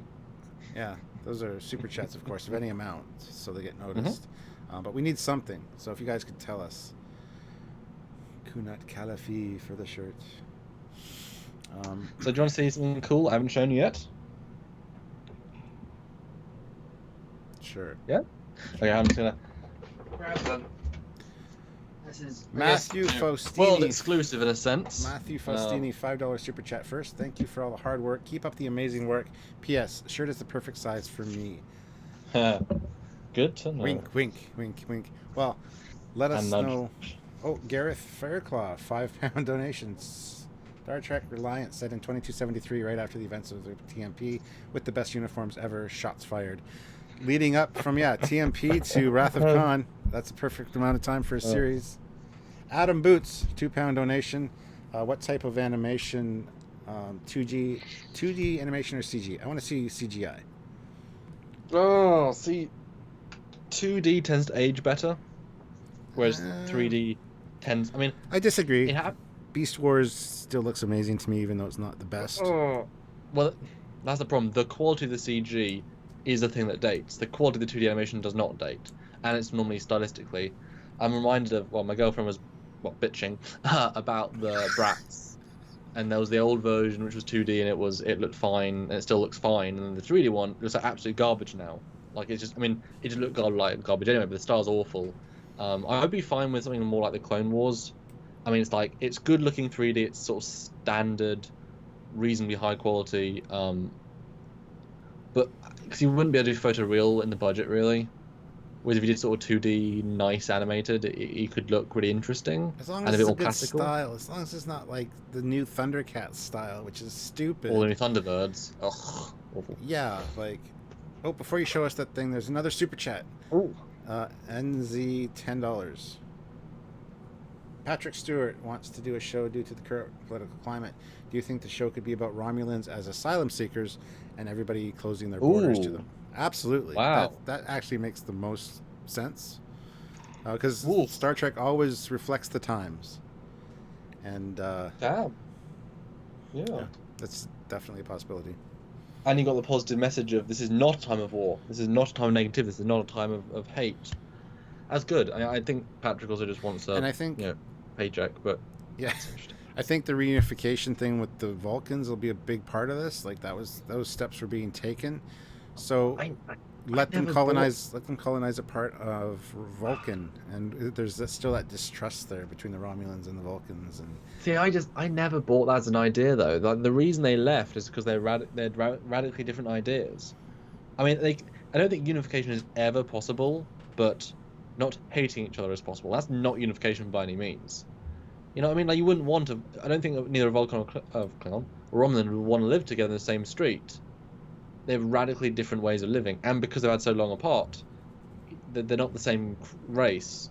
You know, different culture, different. No, Vulcan is not also destroyed. Somebody asked, "Is Vulcan destroyed?" Only in the JJ universe. No, that's also in the past. So no, it's not destroyed. With a planet. With a planet that's like 1,000 light years away in orbit of it for some reason, which is now an ice planet instead of a sandy. With the Federation outpost on that has one guy and his for some reason his pet dog that talks in some and kind of weird language. He's hungry even though he's literally in viewing distance of one of the capitals of the Federation. That film's just stupid in so many ways. Like, pretty much every scene has at least one stupid thing, and like down to earth, like stupid. Yeah. Anyway, what do you want to show us? Because now there's no super chats to do. There we go. So I've got my photo shoots I did at the last LFCC convention. Ooh, are they naughty photo shoots? The naughtiest. Great, good. I felt like I spent quite a lot of money because I couldn't say no to some of these people because some of them are absolute legends. So the first one is my Peter Capaldi photo shoot. Wow, he looks awful. He needs to do something with his hair. Oh, I thought he looked pretty good. That's a great shot, a great photo, though. I love your Doctor Who outfit. Yeah, it's my 8th Doctor. Very, very accurate. Very, very whatever. And what's great is that you only get a few seconds with these people. But as soon as I walked up to he's actually a Doctor Who fan, and he said, Paul McGann, like the Doctor. I was like, yes. And I had the photo. So my one moment of him was actually knowing exactly what I did. It's awesome. And I can't smile. I'm really bad. Like, do a smile. So I always try to do action pose, so it focuses you. And he did too. And then lots of people gave him his screwdriver, but I was like, nah, everyone does that. I'll give him the other one I own, because I only own 2. And just my dad's. So that was cool. And then that's his first UK convention. Yeah, first UK convention. He was busy. And then speaking of another Doctor, and this was amazing to get because he hasn't done one at the events that I go to for literally 10 years. And in 10 years, obviously, he's got a bit older. I managed to get Tom Baker. Nice. Before they sold out as well, because they literally sold out. I happened to luckily get one. That's awesome. He looks shocked. Yeah, he's got a character face, hasn't he? You know, it's not less like a smile. It's like a ooh, the eyes. And what I like about it is that he is getting on a bit, and he looked a little bit less well in a previous event photo, which what sort of sparked him, I guess, being invited to this one. And he's lost weight because he went through the phase of being sort of chubby face, Tom Baker. But actually, if you look at him as the Doctor, he was really thin. So actually, this is closer to how he looked in the TV show, which is so yeah. But I mean, he was so full of life. It was really amazing. Like I met him when I was apparently 4, so a while ago, but I don't remember that. And I met him once when I was like 13, but again, I didn't focus on it. I don't know why I just didn't. But he was sort of passive. But as soon as you engaged him, he was like jumping on being engaged, and he had a joke and something to say, and it was like, oh, this guy, you can see why everyone loves him, sort of thing. Yes. Shall I keep going? Sure, I've got a couple more, if you're interested. Sure, I don't think we've had any more super chats to address, so. Do you recognise this handsome fellow and the celebrity next to him? Thanks, man. Your support means so much. Jesus Christ. He looks familiar, but I have no idea who he is. That's the new Shazam from the Shazam DC movie. That's why I know him. Yes. Okay. Yeah. He's actually for me he's Chuck from Chuck, which I really loved as a show. And he was announced 2 days before, and again sold out. And I have several costume changes I did keep changing. So this is my me as me costume. I've been waiting for him to go to an event for like 6 years. So I was like, yes, finally. And again, not a bad smile from me actually. I think I had a genuine yeah. This is good. Yeah. For the guy who can't smile. So that was fun to have. My haircut's not bad either. I'm tempted to get a William Shatner one again at Destination, even though I had one about 10 years ago, because I look younger. And so it's not really me. Like I'll always think of it as this is the young me, whereas now I look like me. I've looked like me for a while now. So I'm tempted to get that, even though it's expensive. It's me as me. One question. We got a super chat though. Just 1 second. Gareth Fairclaw again, £5. Thank you. Amazing. Again, you're adding up, guys. That's awesome. Suggestion for a shirt competition. The worst possible TV series suggestion contest. Yep, I love that. Series. I love that. That's good. Yeah, okay, well, that's what we're going to do. We'll announce it about 20 minutes before we end. So in about 10 minutes or so, we'll be announced we're starting this. But it has to be a super chat, unfortunately. Yes. Just so we can make sure we see it. So. And it can be, you can write a decent-sized message if you want to be a little bit detailed. It'd be funny to read the awful suggestions. But it has to be good awful. It can't just be, data shopping for 3 days. It's got to actually be a real stupid idea. Reality is now $5 super chat. Will Picard should just be a kickoff of an Academy show about the teen angst and daddy issues of 20-year-old hot topic models, or will it be Trek? Finally, Trek I can relate to. Right? No, but close. I can see it being a kickoff to another series. Yeah. Especially if it's only a mini series of like 6 episodes, and then Yeah. a new series kicks off from that, and the Picard does come back occasionally as a cameo appearance. I mean, Yeah. yeah. I mean, it makes sense. They've got to make it be cool, but yeah, have it be a full Academy episode and be in all the contracts saying if they feel this episode will kick off and say this is the hopeful cast, and no, it's a good idea. Mm-hmm. Yeah. Gareth Fairclough again, another £2 donation. Does Dallas? Oh, he's starting the competition already. So I should start writing this down, should I? For I guess starting early. Yes. Well, we might as well start now. We got half an hour. Okay. We might wrap it up a little bit earlier today. But... Oh, it's fine to go later, ironically. Oh, really? You know, we have the best money week financially, so every $2 helps. I know, but lives. I'm trying to watch the season finale of Arrow. I've got 2 left. It's getting good. You haven't seen Arrow, have you, Stuart? I saw the first 2 seasons and then just didn't care. Oh, really? Why didn't you care?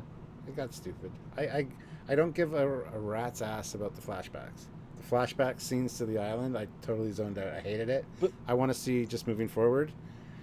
yeah, I just the season one flashbacks were good though, weren't they? Because it was all very carefully. Okay. And then, oh yeah, this also happened on the island, and oh yeah, I also met this person on the island, and oh yeah, this happened, and then Jesus showed up for some reason, and he got crucified, but I saved him. And then he made a parallel universe where his father died, and then he became a. So much stuff happened on the island, but then oh no, this happened as well in there somewhere, and then bullshit. Arrow just lost me really quick. I didn't mind some of it, but So you didn't think the first season was really good? nah, it was alright. It's funny because it does go downhill, but we actually watched. My friend Gavin, who introduced me to it, watched it. Jesus Christ, Colin, wow, Baking with the Borg. All right, so are you writing these down? Because I am. You should too. To be fair, just because I won't be able to go over them all. We rewatched Arrow after having watched 5-6 seasons of it, and this first season is so sharp. I guess pun intended. It's really, really good, and it's absolutely the best season. So yeah, it was the flashbacks obviously mean more when you know where they're going. I love that the primary Russian character is Zelenka from Stargate. I've met the guy 5 times, and he's always a nice, genuinely nice guy. Because he's never been a big star in any show he's in, and that does help the actors be more mellow, and find the celebrity as well, and they can be mellow as well. But if you're just quote unquote a bit player, that's fine. But they tend to just be more people, and he's just such a nice guy. Yeah. We got a £1 donation or $1 donation from Captain April. So thank you, Captain April. Dude, you were a good ship captain. It's a good job. Gabriel Ferris, $5 donation. Suggestions for a TV series contest: Picard and Janeway love child. That's all I can say. I mean, we'll review these at the end, won't we?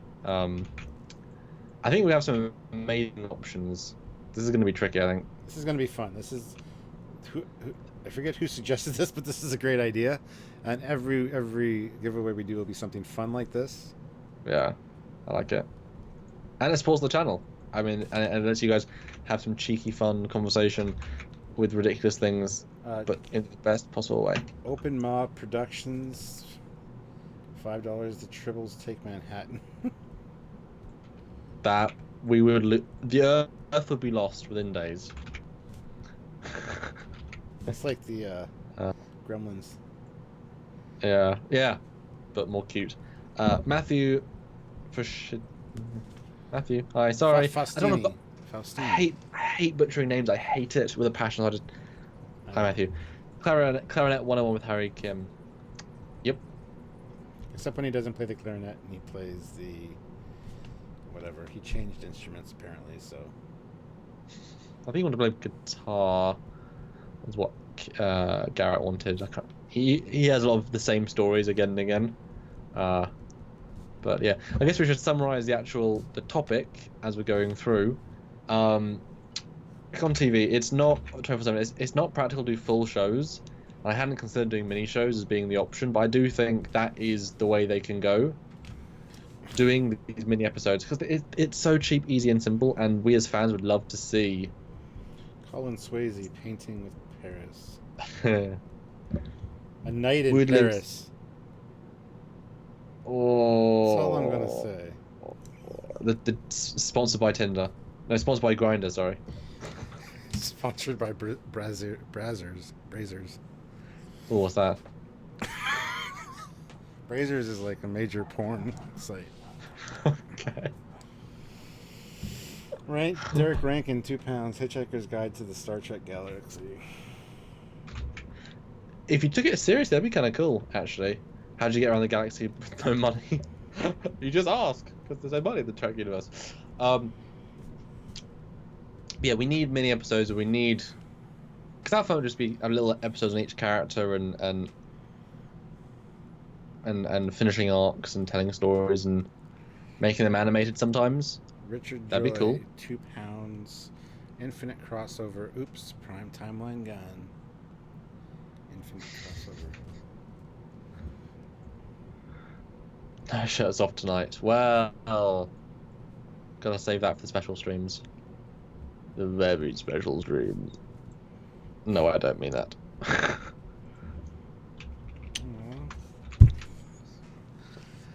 Sarcasm with 7, says Colin Swayze.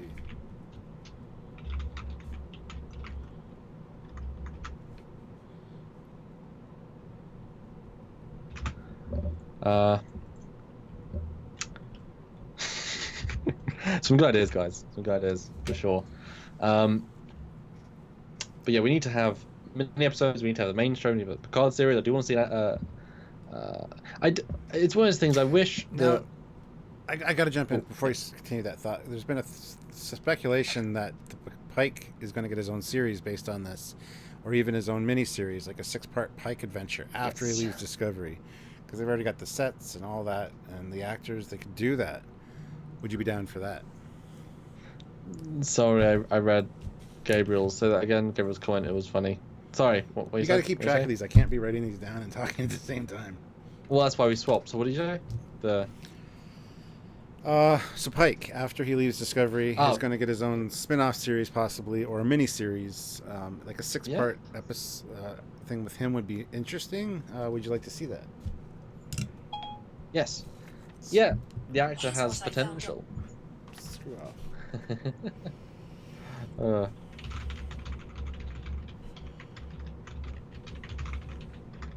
These are some great suggestions, guys. Some crazy ones. Yeah, I mean, Pike, he seemed like a good choice as the role. He seemed like a more light-hearted version of it, and that was always fun to see. I mean, there's a reason why Marvel films have done so amazingly well, partially because they're light-hearted and fun, and people enjoy them. And you go to the cinema to lose yourself, to have something amazing, but also just sometimes to enjoy themselves and just enjoy, you know? Yeah. Now, Gabriel Ferris, $2. Thanos snapped his finger and killed Burnham. That's... Yeah, not really a show, but alright, fine. Liam Foley, $1.99, the Vulcan Ponfar dating game. That's a good one. Or make it... I assume you haven't seen this, but there's a game show in the UK where there's a row of women, like it's meant to be, you know, women empowerment. I think it is to some extent. There's like 20 women that, you know, amazing, different sorts of women, a lot of different preferences of what they want. And a man comes down an elevator, they click their button if they don't want to go on a date with him, and then he has to justify why he's good for them. He has to give a spiel, 2 rounds of him, and at the end, whoever's left, he gets to pick them based on a question. So it's a, you know, whatever it is, it's sort of good for everyone sort of show. So I can imagine just a Ponfar version, because they always like, if you only get a few seconds each, if you know, if you're being asked a question, the girls, because there's so many of them, it'd be great to have the Vulcan equivalent, you know, ask a logic question and you hear just a deadpan answer every time. Every Vulcan female or male is just saying straight and upright and just like bored, and just the deadpan would be amazing. Yes, no likey, no lighty. Yes, Gareth, he's seen it. Mark Gummerson, $5. That's a good show, though. The Life and Times of That's a Crewman good show. Kyle. Not a band account, $2. Giving the credit to Captain April, who apparently said it in the other comments. The Riker dating reality TV. Okay. Bit of an odd pairing there. Matthew Werney, $5. The worst series is the rumored one where both Romulus and Vulcan are gone, and the previous Star Trek canon is flushed, and Discovery is all that's left. First of all, Vulcan's only gone in the JJ verse, the Kelvin verse, not the Prime verse. Romulus is destroyed in the future of the Prime verse. So, yeah. Yeah, that show idea makes no sense. You can't rectify that. You can't justify it. So, no? Yeah. Yeah, these have been great suggestions so far. It's going to be a hard one. Yeah, but these could be great filler shows, like on Star Trek, All Access TV. Kind of like the local cable station. Seeing all these shows as like spin-off shows, the Cooking with Paris or Painting with Paris, and you could definitely do Trek all the time if you really wanted. I still think they should do a Trek channel. I've said this for years. There's enough Star Trek content, documentaries, behind the scenes, all the episodes of all the series, all the movies, that they could have a Trek station that's all Trek. And I think CBS is missing out on doing that, because I would pay to have just random Star Trek stuff anytime I want. That's something that should definitely happen, in my opinion. As long as it was good stuff. Well, you can oversaturate. Oh, well... It's a specialized Star Trek channel. Get all the documentaries, all the behind the scenes, a whole bunch of cool stuff. We actually mentioned this, I think, before, but that will be the way of funding the Blu-ray remasters, because those are expensive as anything. But imagine if the promise was, okay, every year we'll remaster a season, maybe 2 seasons of the show, because it doesn't, it is doable. Maybe it was one a year, and so we all subscribe. $15, and you do it for the entire world, so we can all subscribe. $15 a month. Mm-hmm. Quite a lot, but you get access to every single bit of Trek content in high definition, all of it, plus all the special features of every single Blu-ray DVD ever, and they release unbefore-seen stuff if they can, new commentaries even. They pay. So you're saying that it's all access, like you can watch whatever you want when you want? Yes, but it's a Trek all access, specifically Trek. I don't like that. You know why? Because I can never decide what to fucking watch. So what I would do, I love when something's on TV, like I'm flipping through the channels, and I wouldn't think to watch that. It's on my shelf. Well, but I need to be. I'd love to have them play random stuff. Well, no, I would say it's an online. It's not. I mean, they have a thing called online radio. They still have a constant radio service, but you can also go back and listen to the backlog. So I would say there's a default. As soon as you go onto the web page, it turns on the live stream, which is something, but also there's the catalog to watch. But the funding from that, because you have to fund it every year, and obviously they build up the buffer of money, that goes directly into remastering the first season of DS9 and the second season and the third season and fourth season. And it, if the money, you start with one season aim, if the money is there, because fans know exactly, every year you'll get at least one season, and if enough people subscribe, you get one season of each show a year. So as if you're watching, so basically, in a sense, you're getting brand new Voyager, brand new DS9 each year, because it looks crisper. All the CGI has to be redone to some extent, so it'll look newer. If they can widescreen even any episodes, like they say, this episode works with widescreen, let's do a widescreen comp, people pay for that. And so that, I mean, how cool that be every year we get one of each? Because you don't want to spend 14 years waiting for Trek to be on HD. Sure. But I mean, I would certainly pay an excessive amount a year, because $150 is a lot for that. For getting, because I wouldn't really watch much of the content. But I would certainly pay to get it brought back directly. Matthew Faustiani, I guess. That guy again. See? This week in Federation Politics with Andrew Neil. Colin Swayze, $2. Chip hosting a show called This Old Warp Core. That'd be hilarious. I don't know who Chip is, but Richard Joy, drunk Cochrane wakes up. Warp test was a dream. Oh, that's sad. I have one. The show Trading Spaces. Should be a Star Trek version. Trading Spaces. You go aboard the other guy's bridge, and you get to change things around, restyle it the way you want, or even just changing spaces, like changing quadrants. No, that's not good. Okay.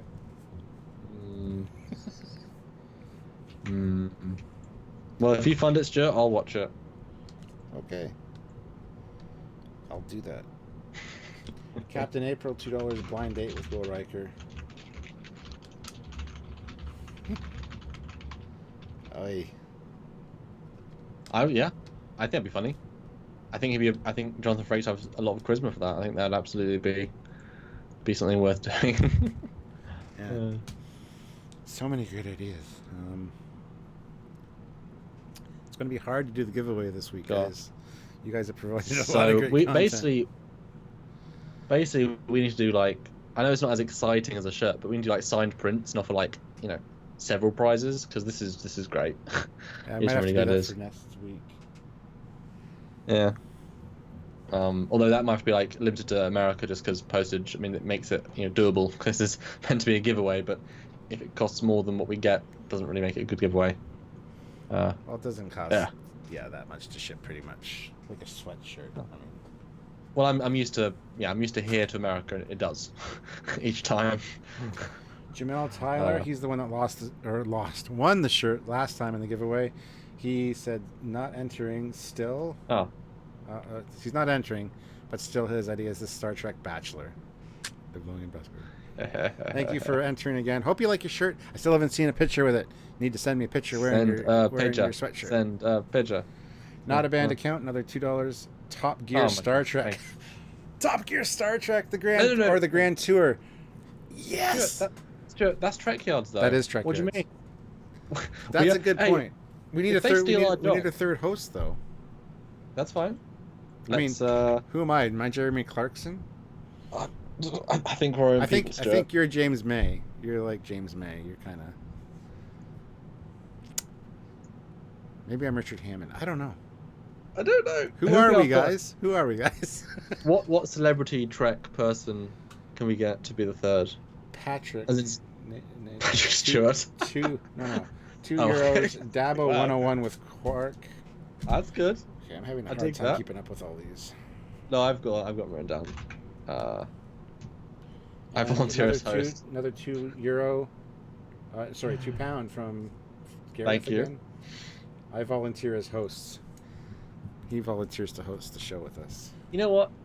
What about Chris Doohan, James Doohan's son? Yeah. I've talked to him a few times on private messenger on Facebook.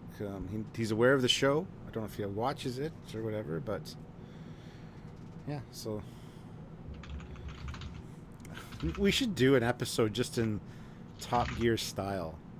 The new starship of the week, and talk about some of the features, and then you flash to another one, and the junkie, take a junkie Star Trek ship and add modifications to it to make it more modern. That'd be hilarious. That'd be amazing. Well, I'll tell you what. Let's do a little cheeky thing. So there's a ship that we just filmed, and we've done this before, but I will reveal what that ship is if we can get one person to donate $6.98. So we know that that's you. And reveal a cool ship that we've just filmed that will be coming out soonish, and the hint that Stuart said is an interesting, how do we add parts and change parts and make it interesting. So for $6.98, because then we know it's you, we'll spoil that or be generous to the fans. And it's not the Saladin, because I already announced the Saladin. So guys, Saladin lovers out there, back off. It's done. It'll be out soon. And all the Saladin haters out there, you'd better watch it, because it's absolutely amazing. You're going to change your mind on the Saladin. How could you hate it? It's such a simple ship. Like, in a good way. Like, it's the simplest Trek ship pretty much out there. That's probably why they hate it. Oh. Fair enough. Oh, dear. Oh, my God, $6. Wow, £6.98. Oh, that's even better. Garrett. That's like $8.80. Wow. Make it so. Now listen to your disco. No, that was £50. That was $50 US to make him listen to that Star Wars disco. Oh, well, I was meaning it being one donation because then it's more interesting. Two, and again, up yours. Yeah. No. Okay. There you go. Well, there you go. We just tripled the money. Thank you. And that's actually a really helpful amount of influx. Yeah. So I went ahead and then we had a great conversation about it. We took the Discovery Enterprise, the one we see in the final episode of Discovery, the altered proportions, the altered scale, the altered dimensions. I then took the canon 3D model of the Constitution class USS Defiant from Intramural Darkly, broke it apart in Modeler so that it would be different sections, the nacelles, the struts, all the things, and I recombobulated it with the accurate model based on the orthographics from the Discovery Prize given from CBS to adversaries using their model, so it was properly in 3D. I was able to recombobulate it with the exact field dimensions and placement, and then I pulled away the Discovery Prize, made renders, and then we got to see what would the Discovery Prize look like if it was actually Prime, the purest Prime. And that's coming up, and it's really interesting, both for its interestingness and not surprise, and also not surprise. So there you go, revealed because you support the channel. So yeah. It's a good one, guys. It's a great looking ship. It's a great discussion. I'm just looking over all these entries again, and I think I've picked a winner in my head. But yes, you can still change that, folks. Dun dun dun. Oh, $2 or £2 from Derek. Recombobulating with data. Sure. The vagueness means it could literally be anything. So we got 9 minutes left, guys, and then I think we'll call it quits. I got things to do. I still haven't eaten supper yet. Oh yeah, and for me it's like this is sort of I'm surprised I'm still awake and conscious, but also it's the end of the day, so it's kind of like, oh, the end of the day. Oh, yeah. Once you're done here, you're done. Yeah, well, I'm working on Convergence. So I do want to do a live stream at some point talking about that. If you guys are interested, probably aren't. Nobody cares. No, although they will care now because Captain Foley makes his first fan film appearance, film cameo, but not necessarily as Captain Foley. That would be too obvious. It's true though. You gotta have some fun with it. No, I'm excited. It's some good bit of work today because I don't get much time to myself, obviously. But I did salad and some other stuff this week that sort of let me spend the time doing other stuff. So yeah, I think you guys will love it. Replicate something fully. Jeez. Well, my replicator's on the fritz. I can't. Oh, I got alcohol. Which I don't really have. But is it Synthahol? No. Wow. Oh. This is my Federation branded stuff. Okay. And if I want, I can. Oh, that's cool. Sorry and Brandy route. You had some of this when you were over, Commander. Good stuff. Nice. I should actually eat solid food and not just drink, but. Yeah, what am I having for my? So I always have like a pre-night snack because I always need something. I can't go to sleep needing to pee or hungry at all. I hate light as well. I think I'm quite picky with how I hate light. It's not great. But I want to watch Arrow, at least one Arrow. Yeah. Arrow. Samuel. Shh. Star Trek: The Bender Years. Dun dun dun. Oh, wow. What the hell happened? Well, yeah, so I'm personally hoping for a new golden age of Star Trek. We might as well wrap up this conversation a little bit. I would love to see more Trek on the tube. And I know you guys are like, it's not on TV because we have to pay for it. It's behind the paywall. Not in Canada. We get it on the Space Network, the Space Channel. And Netflix. Yeah, so, I mean, it sucks for the Americans that have to pay for it. But Sovereign 506, €2. Michael Eddington and Thomas Riker in Prison Break. It's a good one. That is a good one. Yeah. I've seen most of the first season of Prison Break, and I really enjoyed it. I need to properly watch it. Eddington could not be dead though. He's Eddington. Oh wait, that was Sloane. Sorry, no Eddington's dead. Who cares? Sloane and Riker get out of prison. That's more interesting. I want to see the adventures of Data Holmes and LaForge Watson. I think it'd be fun because I'm a huge Sherlock Holmes fan. Oh, and you could totally do that now because Data would be B4 and age up a little bit, whatever, and then LaForge could be the older man. It looks great though, LeVar Burton, because just them hanging out once a week, once a month via holodeck transmission and wireless holodecks, and somebody's shaking their fist towards Canada. Open Maw Productions shakes fists at Canada. What did I do? No, because you get it for free. Oh, ha ha! I mean, I don't mean to rub it in, but you do get commercials, and at one point that ruined, because it was on at a certain time, it ruined the episode, didn't it? Because you lost like the first 3 minutes or something. So there is problems with that. And I'm pretty sure I'm pretty sure also you get a lower quality resolution as well. I think, weirdly enough, CBS All Access isn't very good quality. Netflix is the best, and you got sort of in between, which is weird. But Colin Swayze, $2, Cooking with Neelix. And Curtis Simpkin, who started out as our first donation, I think, in the super chat, gives another $2. Thank you, Curtis. He's a huge Elvis fan as well, Curtis. Good. How would you like to see Q back in Star Trek? I would love to see Q back in Star Trek. And Q is anyone. Q could be anyone. So have I'd love to see a Q who's like looking like a 12-year-old bald Indian boy. It doesn't matter. It could be anything. It'd be a fun little opposite vibe to what you're used to, sort of thing. Omnipotent power, and they've chosen to do something with it interesting. Yeah, the idea of Q is good. I mean, again, Q exists, so there are rules in place. There's things that they could or couldn't or should do.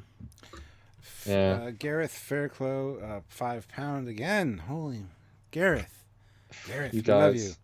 Star Trek Highway Through Hell featuring Jamie Davis, Heavy Rescue from Highway Through Hell. That's a Discovery show, just in case you didn't know. I watch it all the time. And that'd be cool. Going to the Battle of Wolf 359 after and pulling away the wreckage and trying to save crew members. And I'd watch that in a second. The Aftermath. Remember I suggested that once for a series? Yep. Star Trek Aftermath. What happens after the Enterprise leaves the planet? Yep.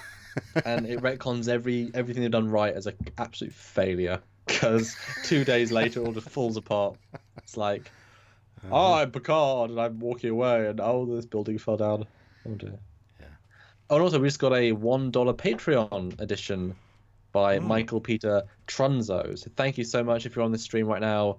Thank you so much. Those do make a huge difference. If you guys can afford to help us on a monthly basis, head on over to Patreon/TrekYards. Link is in the description of all our videos. And just donate. Even $1, $2 a month. It doesn't seem like a lot. You might not even notice it, but it really adds up on our end, and we appreciate it. James Butler, £1. Thank you very much. Gareth again, another £5 donation. That's actually how I envisioned the Jaeger class being used as heavy rescue. Yeah, I can see that. Matthew Faustini again, $2. Star Trek Junkyard Wars. Yeah. There's so much you could do with Star Trek if you expand the universe. Yeah. But you wouldn't want it to just be another average thing, though. You'd want it to be still something sort of special and interesting. That is one of the nice things of having the shows we've had. It's all been an amazing ship, an amazing captain, an amazing mission, amazing whatever. There's a sense of epicness with all of them. Even Enterprise, even its more vanilla state. The first ship to explore, the first ship to get out there, the first humans beyond this point. That's awesome, and it should have been more. Well, again, I say season 3 was excellent. You felt their lack of ability in terms of other races. You felt the weakness of their ship. You felt the crew dying because they lost like 15 people, which is like 1/7 of the crew. I mean, they lost enough people to really matter and damage the operational ship, and you felt that in later episodes. It was amazing. So Matt T just signed up for Patreon. I don't know if that's the $1. What's the name of the person?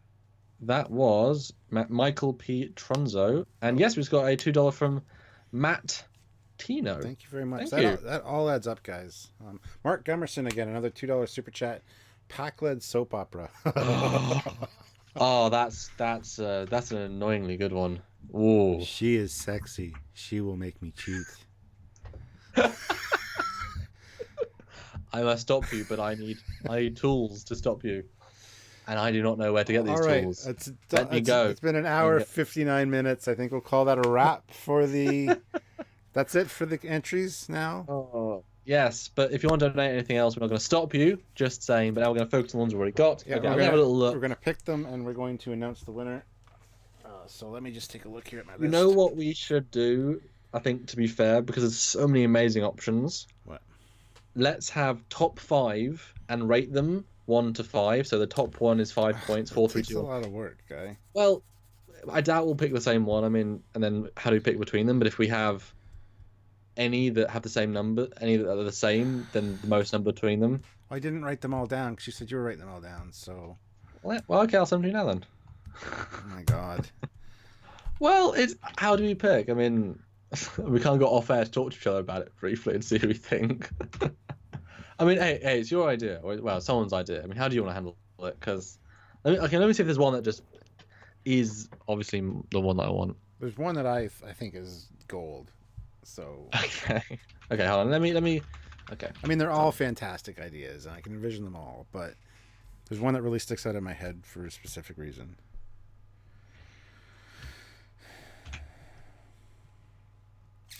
Just give us a second, guys. We're thinking. Oh, do you want to talk to the chat? Oh, no, you're thinking as well. Yeah. This is the time to talk to each other, guys. If you want to be a good choice, and you guys have some really nice options. Oh, see, that's funny too. Yeah, they're all. So there's someone also want to see.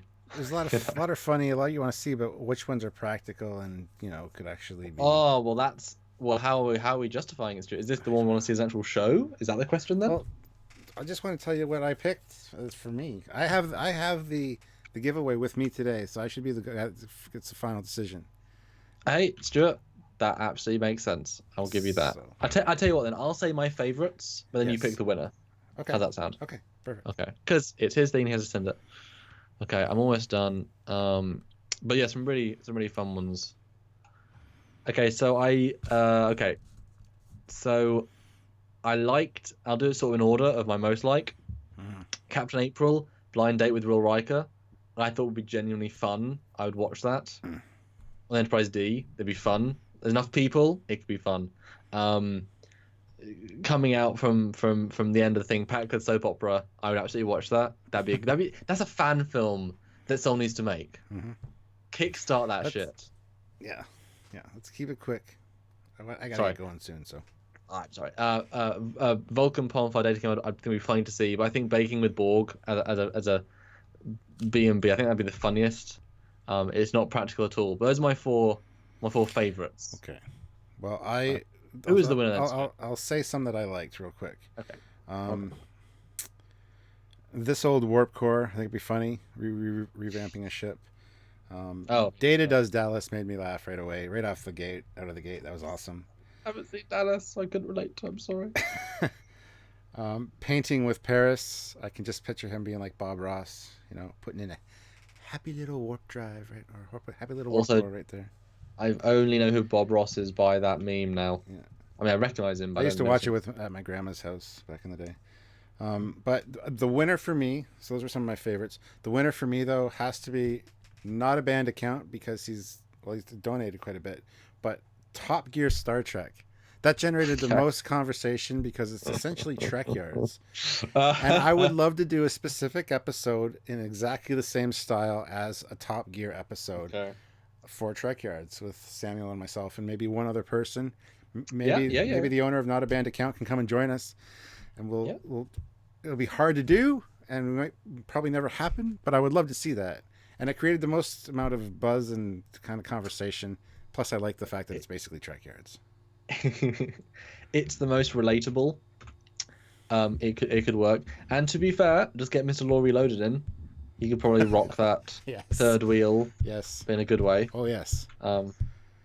Cool. Well, there you go. Owner of Not a Band Account, please send us your information at trekyards@hotmail.com, and we will send off this sweatshirt to you. Although, do let us know which country you're in, just so we know. I mean, are you US, are you UK, or Canada, just to know the ease of sending. There we go. Yes. Well, we'll know So that let when us we know. get the address. But anyway, guys, I think that's been a great conversation about how Oh, much Trek can be seen on TV. It's been a fantastic super chat. We've got a lot of donations. makes it real. You guys have really helped us out, and hopefully you had fun. Yep. I certainly did. This was a great idea for a contest. I think it was Gareth Farclow that recommended that. So thank you for the idea. It's going to continue on. It even fit our theme. It's, all Star Trek all the time on TV. Show ideas. 7 It days was a week. perfect. So Yeah. maybe we'll do the same kind of thing for future super chats for our giveaways. Mhm. Awesome idea. Mhm. But I think we're going to call that a wrap, guys. Yeah, like I said, thank you for the super chats. It does. I think it's making or breaking our show. And there's loads more things we want to do. We want to do a Discovery rewatch, watch those episodes, and come onto these lives and do a re-reaction. I think that'd be really fun, and do other topics as well. And obviously we'll talk. We'll do another one next week. That'll be a lot of fun as well. Midweek, I think we like the weekends ones more, don't we? Because there's more people. But Yeah, more people to interact with, and we get to do them together because a lot of times it doesn't work during the week. But then we get really nice hardcore Trek fans that don't have work and they can just sit at home and watch Trek yards. Trek and Trek yards on the weekdays. And maybe next, Sylvie was going to join me tonight, but it just turned out that she wasn't feeling the best, so she didn't join us. But maybe next time it'll be Sylvia, myself, and Samuel joining you guys. Well, we might have special guests on occasion too. I was about to say, because I know you and Sylvia did a really, really good one and had a really great financial reaction as well, which is really awesome to see. I think you guys should do some of those as well. And I really want to bring on my dad and do a that'd be awesome. Do a Commander Cockings and Ambassador Cockings. I think that'll confuse the hell out of the name. It's like, who the hell is Ambassador Cockings? Yeah. So anyway, guys, look forward to a lot more cool super chats every week from us, as well as our regular content. And please, if you can, head on over to Patreon and support us on a monthly basis there, because it all helps out. And yes, we really appreciate everything we do. I love interacting with you guys. Yes, this is a whole new formula we love. And on the last note, because 2 came in right at the last minute, Gareth Fairclough, Stu will never get my name right. £5. Stu will never get his name right. And Tim Theo, an amazing $20, and that's like Star Trek has always embraced diversity and had minority characters in the show. The problem is these characters are token minorities and never embrace their culture. I'd like to see even more diversity inclusion in the new era of Trek. Well, problem with culture is that in Trek it's all like everything's one big culture. Yeah. We're all just humans, Earth. So it's kind of like you wouldn't want to overdo that because it's so many hundred years in the future, that sort of thing. But yeah, good point. Thanks, guys. Thank you so much. And we will see you guys soon. Yeah. So 10 seconds till thing. So cut us off, Stuart, because it'll be 2 hours. And thanks so much, guys. See you soon, and tune in for episodes every other day because that's what we do. Bye, guys. Bye. Until then, I'm Captain Foley. I'm Commander Cockings. We have to do the standard closeout. So, bye, everybody. We are about 2 hours. Bye, guys. And we are out of here. Bye, guys.